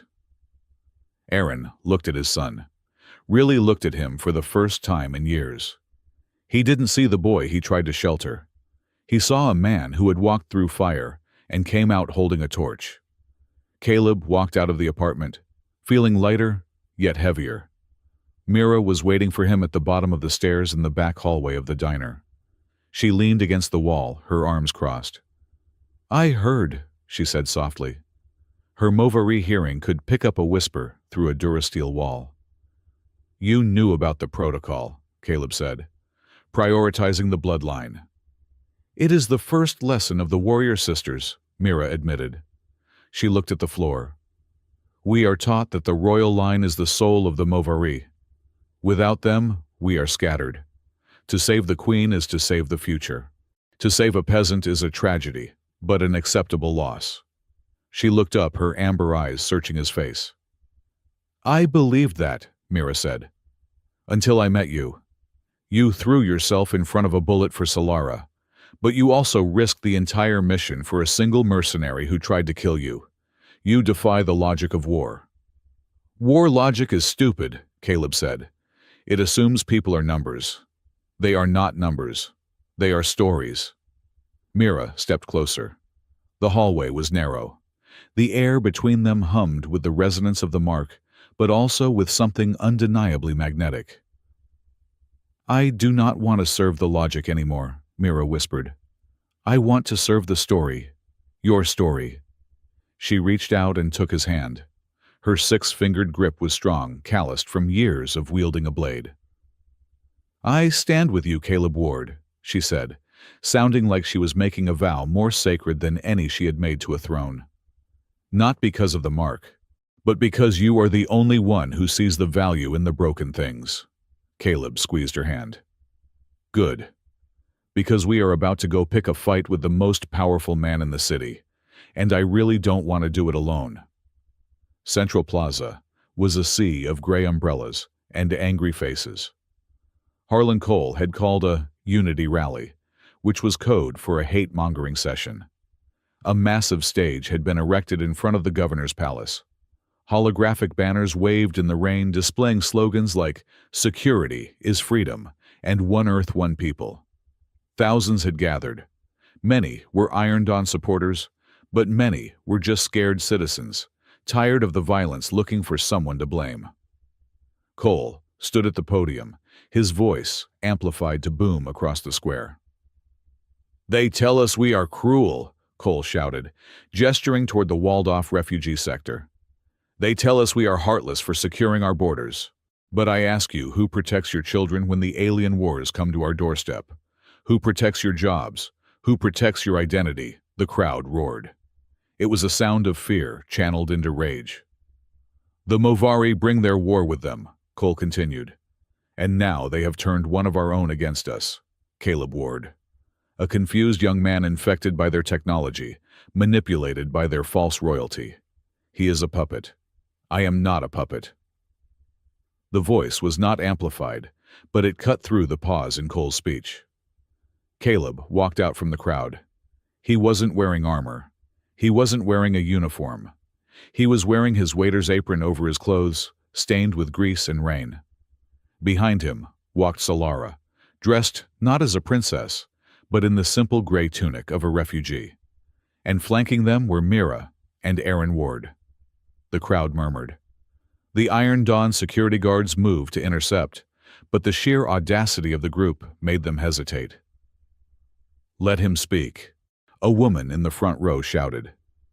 It was the mother of the Movari child Caleb had saved on the parade day. She had sneaked out of the exclusion zone. Cole sneered. Ladies and gentlemen, the traitor returns. Caleb climbed onto the base of a statue, a monument to the first contact piece, ironically enough. He looked out at the sea of faces. He was terrified. His knees were shaking, but the mark on his chest felt warm, like a hand on his shoulder. Governor Cole says I am infected, Caleb shouted. He is right. I am infected. I am infected with the idea that a kid from the refugee sector deserves to eat just as much as a kid from the high tower. He pointed to the crowd. I know you, he said, pointing to a man in a dock worker's jumpsuit. You are Mr. Henderson. You come into the diner every Tuesday for the meatloaf. You lost your job when the automated loaders came in. You are angry. He pointed to another woman. Mrs. Gable. You teach history at the local high school. You taught me about the Geneva Convention. We are not enemies. Caleb's voice cracked raw and real. The refugees behind that wall I know too. The kid who scavenges scrap is named Kale. He likes comic books. The woman who sells fruit used to be a doctor on her homeworld before it was glassed. They are not a faceless horde. They are Kale. They are Dr. Talara. He turned to look directly at Harlan Cole. "You want us to be afraid because fear is easy," Caleb said. "Fear makes us build walls, but walls don't keep us safe. They just keep us lonely." Solara stepped forward. "I am the princess of the Movari," she said, her voice clear. "But today I stand as a refugee. My people do not want your jobs. We do not want your land. We want safety. We want to be neighbors." Silence descended on the square. The rain pattered against the pavement. Then slowly, Mr. Henderson, the dock worker, lowered his Earth First sign. "He gave my kid a sandwich once," Henderson muttered to the man next to him. "Caleb, he is a good kid." "He saved those kids on the shuttle," a woman whispered. The mood in the square shifted. It wasn't a total victory, but the monolith of hate had cracked. Cole saw it. His face twisted in a snarl. He cut the microphone feed and stormed off the stage. The victory at the square rippled outward. That evening, the basement of the dockside diner was transformed. It was no longer just a storage area for frozen fries. It was a sanctuary. People began to arrive.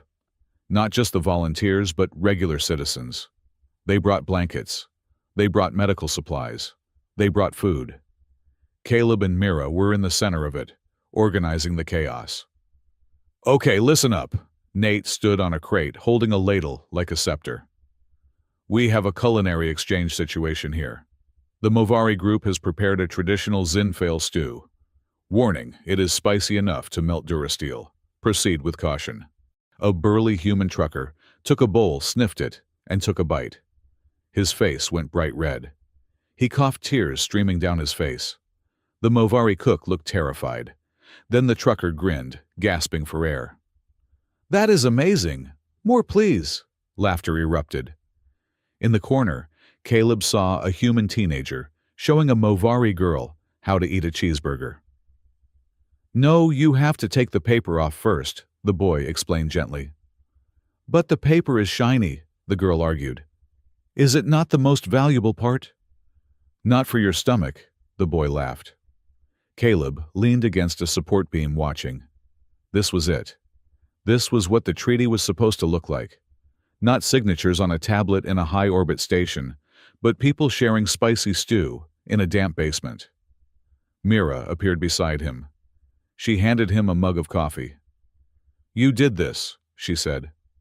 "We did this," Caleb corrected. "I just stood on a statue and yelled." "You changed the current," Mira said. "The Iron Dawn thrives on dehumanization. You force them to see faces. That is a weapon more powerful than a plasma rifle." Caleb took a sip of coffee. "It feels fragile, Mira. Like it could break any second." "Then we hold it together," she said, her shoulder brushing against his. "With both hands." High above in the governor's palace, Harlan Cole stared down at the reports. His approval ratings were plummeting. The narrative was slipping through his fingers. "They are fraternizing," Cole spat. "Eating together, laughing." He turned to the shadowed figure in the corner of his office, the tactical commander of the Iron Dawn. "It is time for the final measure," Cole said coldly. "We cannot let this harmony take root. If they want to be together, let them die together. Initiate Protocol Ash." "Sir," the commander hesitated. "That sector is full of civilians. Our own people are down there now." "Collateral damage," Cole said, turning back to the window. "History will remember them as martyrs killed by Movari terrorists. Burn it. Burn it all." The first sign was the vibration. Caleb was washing dishes in the back when the mark on his chest flared. It wasn't the warm, rhythmic pulse of connection. It was a sharp, jagged spike of dissonance. It felt like a scream trapped under his skin. He dropped a plate. It shattered. "Caleb!" Mira was at his side instantly. "What is it?" "Something is wrong," Caleb gasped, clutching his chest. "It tastes sour, metallic. Massive energy spike, nearby." "Iron Dawn!" Mira's eyes narrowed.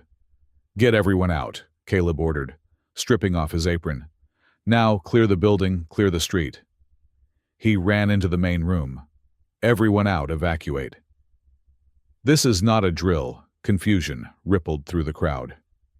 Do as he says, Aaron Ward's voice boomed the command tone of an old sergeant, cutting through the noise. Move, go to the secondary rally point. As the crowd surged toward the exits, Caleb closed his eyes, focusing on the mark, where he felt pulses of distorted energy. One at the north gate, one at the medical clinic, one. They planted bombs, Caleb shouted to Mira and Nate. 3 of them, large scale. We have to split up, Mira said. I will take the clinic. I have the gate, Aaron said, grabbing a fire axe from the wall. I know the layout. I will help get people clear, Nate said, his face pale but determined. Where is the third one? Mira asked. Caleb focused. The dissonance was deafening. It was right below them. It is here, Caleb whispered. Under the diner. The hunt was frantic.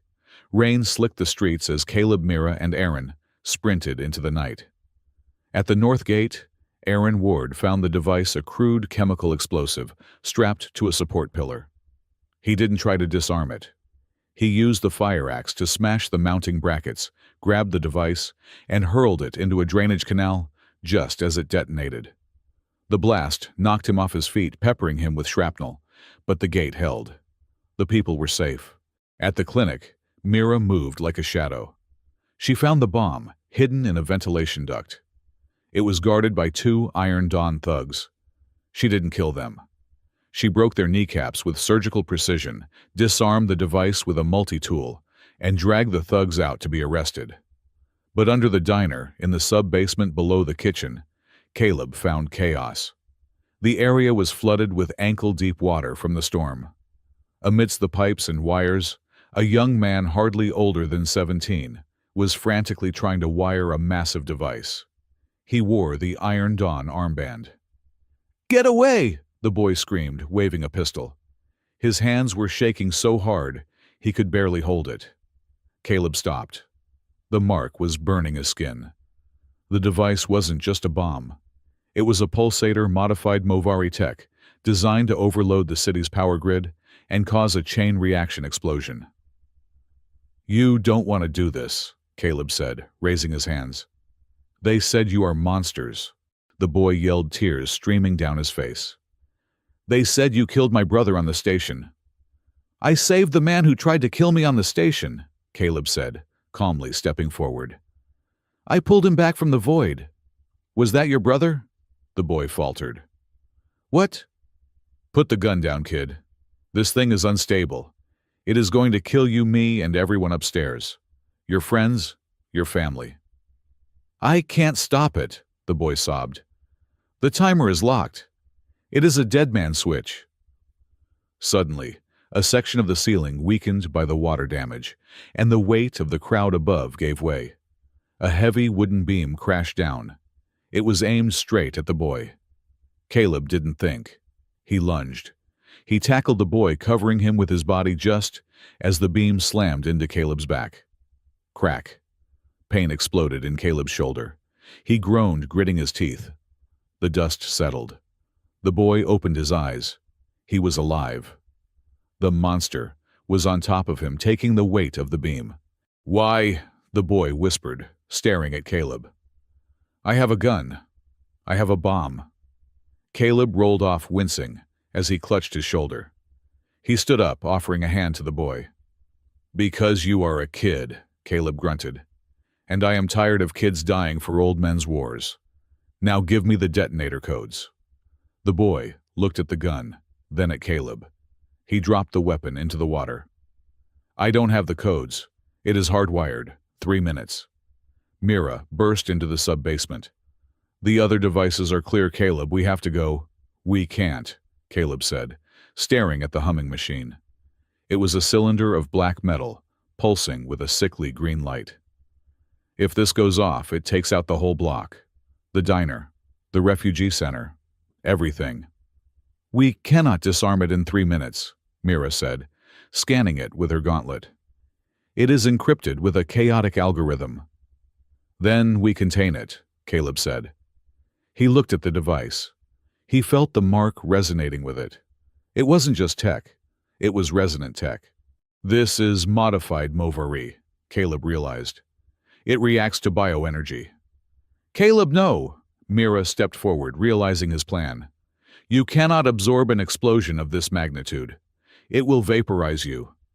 Not absorb, Caleb said, his eyes locked on the core. Rewrite. If the mark is a key, maybe I can tell this thing is not a bomb. Maybe I can tell it to sleep. That is theoretical nonsense, Mira yelled. Do you have a better plan? Caleb shouted back. The timer read 0058. Mira looked at the timer. She looked at Caleb. I hate you, she said. No, you don't. If we survive this, Mira said, stepping up beside him, you owe me dinner. A real dinner, with tablecloths, and no explosions. Deal, Caleb said. He placed both hands on the pulsing black cylinder. The metal was freezing cold. Together, he asked. Mira placed her hands over his. Together. They closed their eyes. Caleb pushed his mind into the machine. He didn't try to fight the energy. He tried to find the rhythm. The bomb was screaming a jagged, chaotic noise of destruction. Quiet, Caleb thought, pushing the calm violet light of the paw mark into the green chaos. Hush. He felt Mira's mind join his. She was the structure, the steel frame holding his willpower together. The timer ticked down. 10:98. The energy fought back. It surged up Caleb's arms, burning his veins. He felt like his blood was boiling. You are not a weapon, Caleb projected into the core. You are just energy. Be still. 3-2. The mark on his chest flared with a blinding white light. It wasn't just violet anymore. It was every color of the spectrum. It resonated with a frequency that shook the very foundation of the building. The bomb's green light stuttered. It turned white, then violet, and then at 0, instead of exploding outward, the energy imploded. There was a sound, like a massive bell tolling underwater. A shockwave of pure silence washed over them. The device went dead. Caleb slumped forward, his forehead resting against the cold metal. He was shaking uncontrollably. Did we die? He mumbled. Mira checked her own pulse. I am statistically probable to be alive. She grabbed Caleb by his good shoulder and hauled him up. Dinner, she rasped. Steak, rare. Caleb laughed a weak, breathless sound. You got it. He looked down at his hands. The mark was still glowing, but the light had changed. It was deeper now, ancient. And he realized with a jolt that the energy from the bomb hadn't disappeared. It had gone into him. The bomb wasn't just a weapon. It was a key.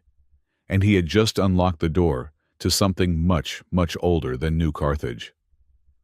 The sub-basement of the dockside diner was plunged into a silence so profound it felt heavy, pressing against Caleb Ward's eardrums like deep water.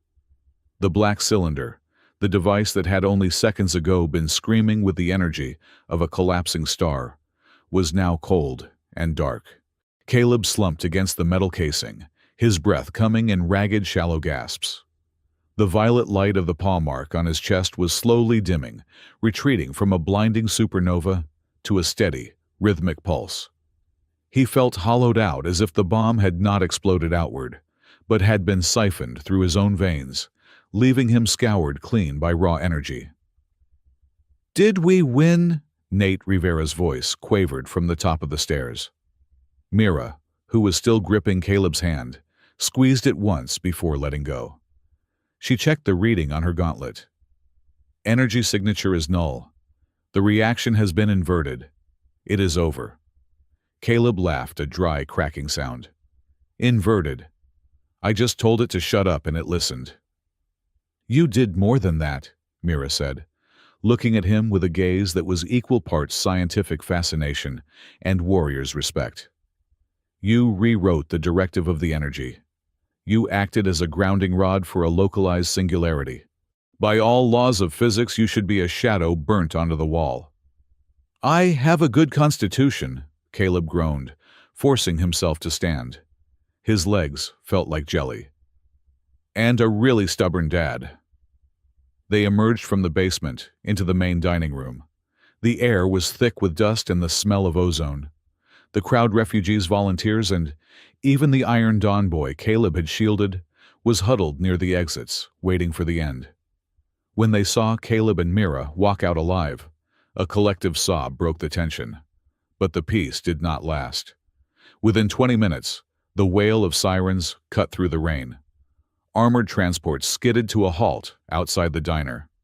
But they were not the black and gold units of Harlan Cole's personal guard. These were the blue and white hover tanks of the Federation Oversight Committee. Harlan Cole was dragged out of his limousine 2 blocks away, intercepted as he tried to flee the sector. He was not brought to a pristine holding cell. He was brought in handcuffs to the front of the diner, where the evidence of his crime lay diffused in the basement. The governor looked diminished. His expensive suit was wet, his hair plastered to his skull. He looked at Caleb, then at the gathered crowd of Movarian humans who were staring at him, not with fear, but with pity. "This proves nothing," Cole spat as 2 Federation officers held his arms. "I was protecting this city from a threat." "The data log on the device has your biometric authorization code, Harlan," Ambassador Shea said, stepping out from the crowd. "And the young man in the basement is quite eager to discuss the orders you gave him." Cole's eyes snapped to Caleb.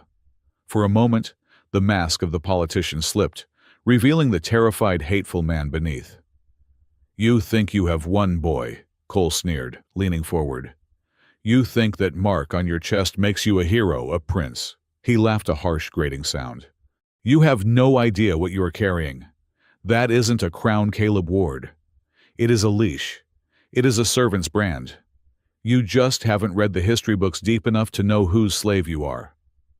"Get him out of here," a Federation officer ordered. As they shoved Cole into the transport, Caleb touched his chest.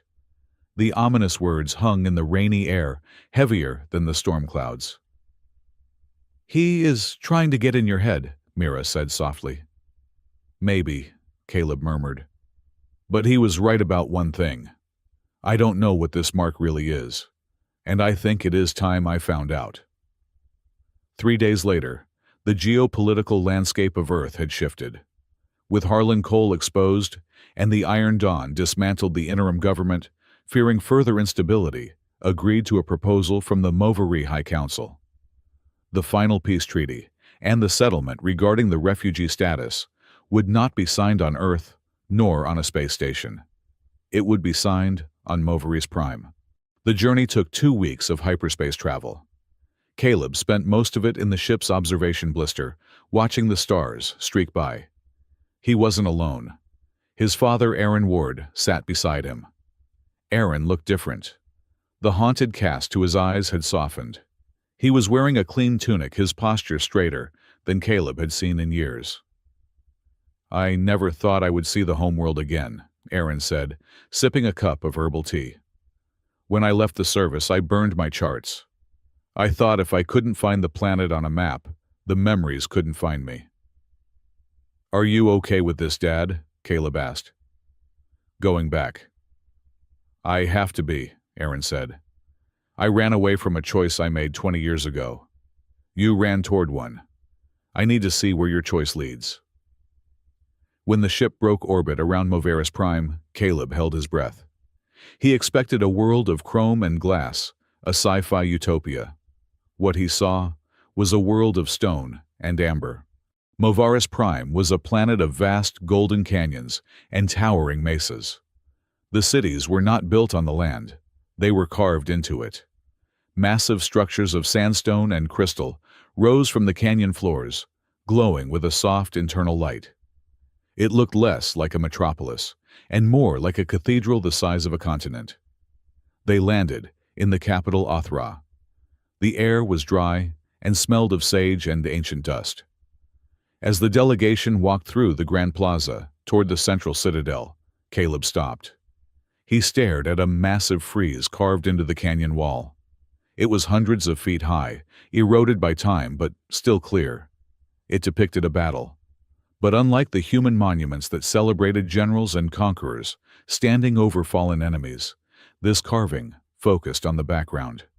In the center was not a king, but a figure in cracked armor, holding a shield up against a rain of fire. Behind the shield, huddled in the shadow, were smaller figures, children, the elderly, the injured. The figure's face was hidden by a helmet, but on their chest, carved deep into the rock, was the paw mark. "That is," Caleb whispered. "That is what happened at the parade. That is exactly what I did." "It is the icon of the last stand," Solara said, walking up beside him. She looked regal in her formal robes, but her eyes were anxious. "It depicts the fall of the First Era, when our sun flared and we had to evacuate the surface. The kings and queens fled to the arks first, but the guardians they stayed behind to shield the stragglers until the last transport left." "They died?" Caleb asked. "Most of them," Mira said, her voice quiet. "History says they were the royal guard, that they died protecting the empty palaces." Caleb looked at the carving. He didn't see a royal guard. He saw a grunt. He saw someone who decided that the palace didn't matter, but the people inside it did. "I don't think they were protecting the palaces," Caleb muttered. The Temple of Ancient Paws was located deep within the planetary crust, accessible only by a long, spiraling ramp, lit by bioluminescent moss. The air here was cool and silent heavy, with the weight of 50,000 years of history. The delegation gathered in the central chamber. In the middle of the room stood a pedestal of obsidian, topped with a crystal interface. "This is the origin stone," Ambassador Shai explained to the human representatives.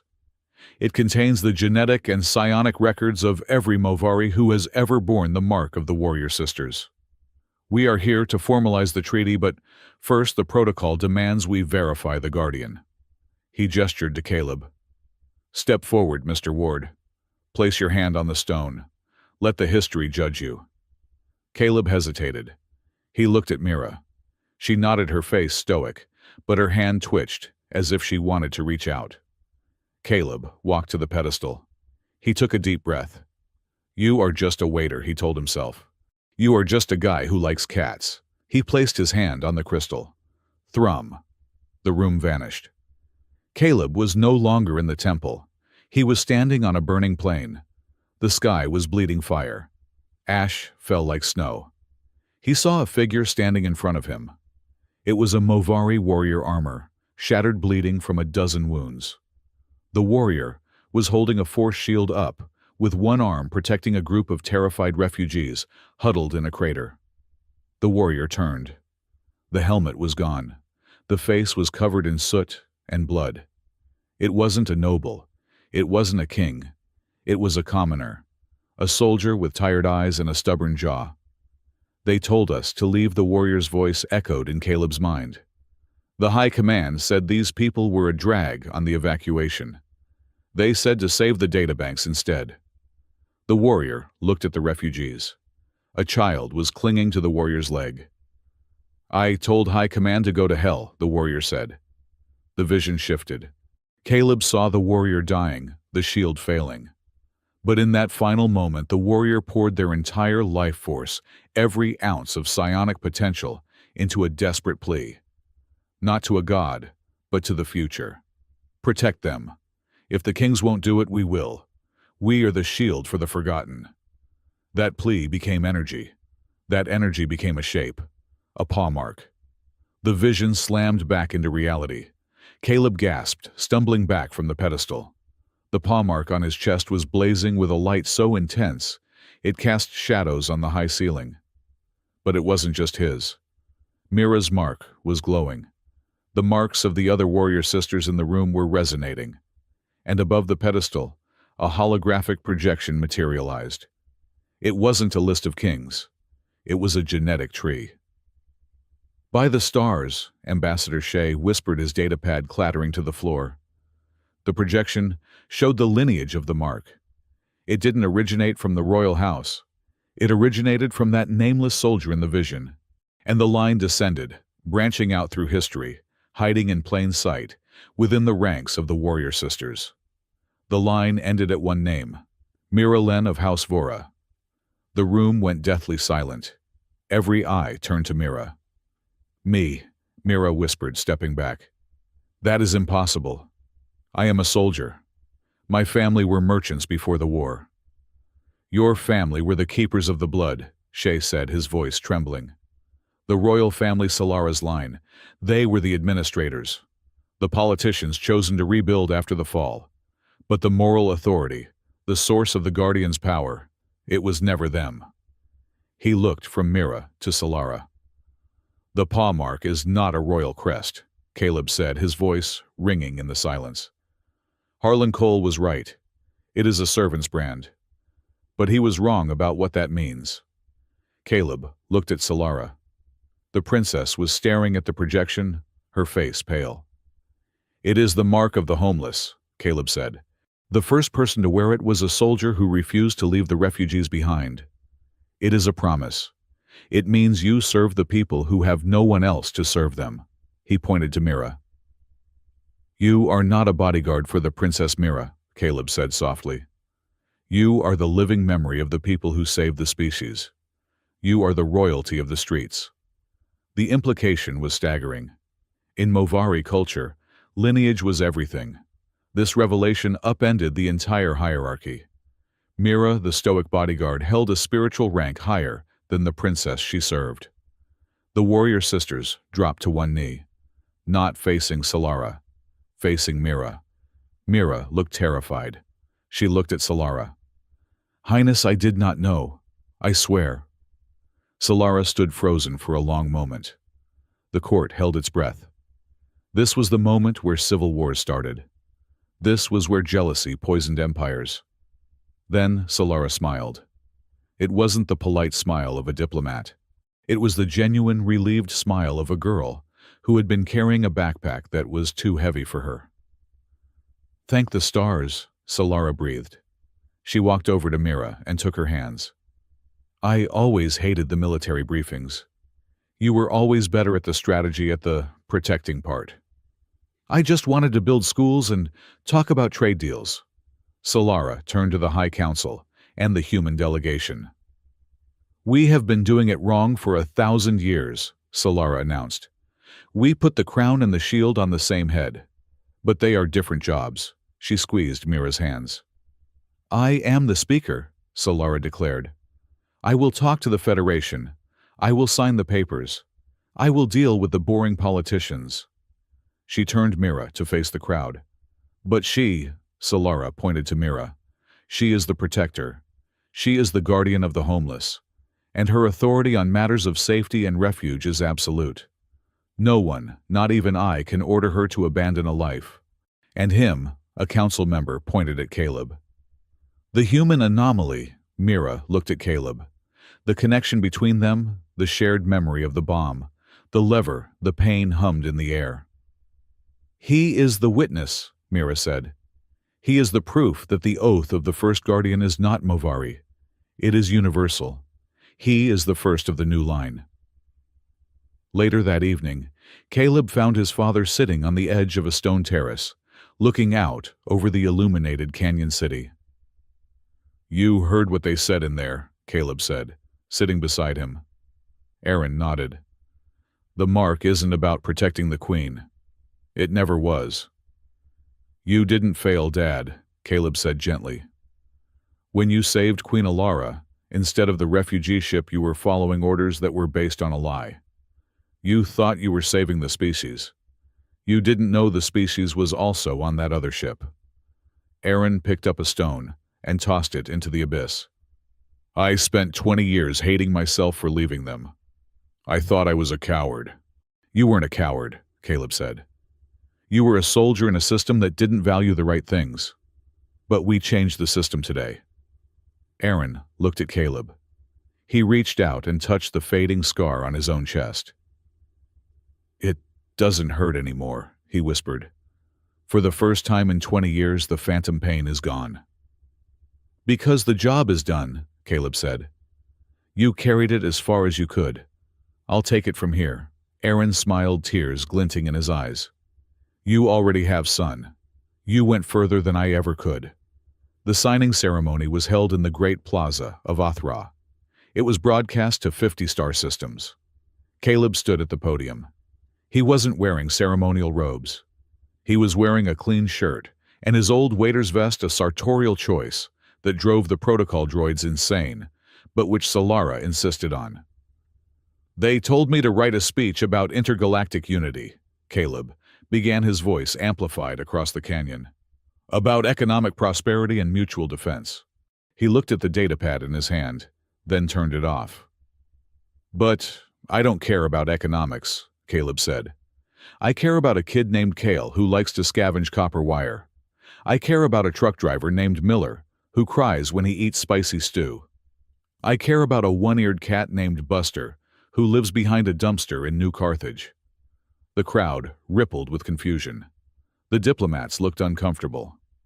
We talk about refugees like they are a problem to be solved, Caleb continued. Like they are water leaking into a ship. But they are not the leak. They are the ship. He pointed to the carving on the cliff face behind him, the guardian protecting the weak. We are signing a treaty today, Caleb said. But it is not just a piece of paper. It is a promise. The open door clause. It means that if your home burns down, ours is open. It means that if you have nowhere to go, you come to us. Not to a camp, not to a holding pen, but to a home. He looked at Mira standing in the front row, in her new armor, silver and matte black, the colors of the Guardian. We cannot call ourselves civilized, Caleb finished, his voice breaking with emotion, if we value our property more than the lives of those who have lost everything. Today, we stop building walls. Today we start setting the table. He stepped back. The silence lasted for 3 heartbeats. Then, the applause began. It didn't start with the diplomats. It started with the Movari guards, then the human clerks, then the crowd. It grew into a roar that shook the dust from the ancient stones. That night, the celebrations were in full swing. The plaza was a riot of music and light. Caleb slipped away to a high balcony overlooking the city. The air was cool. He leaned against the railing, watching the 2 moons of Movaris Prime chase each other across the sky. Hiding from your fans? A voice asked. Mira stepped out of the shadows. She wasn't wearing her armor. She wore a simple dress of soft, woven fabric, though she still moved with the dangerous grace of a jungle cat. Just catching my breath, Caleb said. I am not used to people clapping when I talk. Usually they just ask for more ketchup. Mira moved to stand beside him. Solara is finalizing the logistics. The first transport of refugees from the moon leaves in 4 hours. They are coming back to New Carthage, to the new district. That is good, Caleb said. That is really good. And you? Mira asked. What will you do? The High Council wants to give you a title. Honorary Knight of the Stone. It comes with a very nice estate in the Crystal District. Caleb laughed. Me, in a crystal palace, I would break something in 10 minutes. Besides, the rent is probably astronomical. So you will go back. New Carthage is home, Caleb said.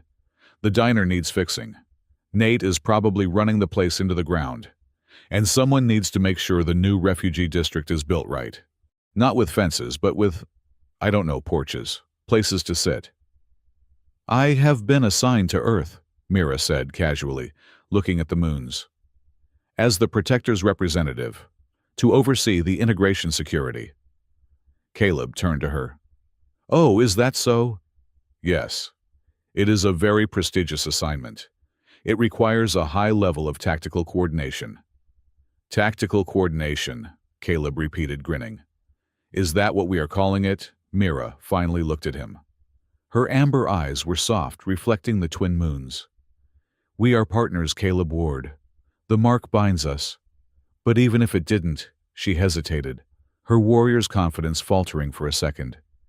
Even if the mark vanished tomorrow, I would still want to be where you are. Because I am a tactical genius. Because you are the only person in the galaxy who makes me laugh, Mira said. And because you owe me a steak dinner." "I do," Caleb nodded. "I owe you a lot more than that." He reached out and took her hand. The paw mark on his chest glowed with a gentle, steady warmth, no longer a burning fire of emergency, but the comfortable hearthlight of belonging. "Is there a word in Movari?" Caleb asked softly, "for when two people decide to guard the world together, but they also just really like hanging out?" Mira smiled her fangs, showing slightly. "There is, Calyptra. It means the shared shelter." "I like that," Caleb said. "We can work with that." He leaned in, and Mira met him halfway. It wasn't a desperate, adrenaline-fueled kiss, like one might expect in a war movie. It was slow, deliberate, and quiet. It was a promise, signed not in blood, but in hope. Epilogue, 6 months later. The bell above the door of the dockside diner chimed. "Welcome. Take a seat anywhere unless it is table 4, the leg is still wonky," Nate Rivera shouted from the kitchen pass.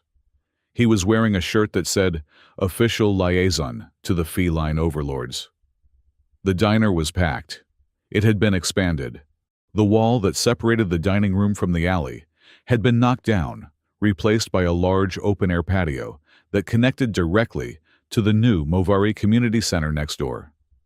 Humans in dock worker jumpsuits sat across from Movari in colorful tunics.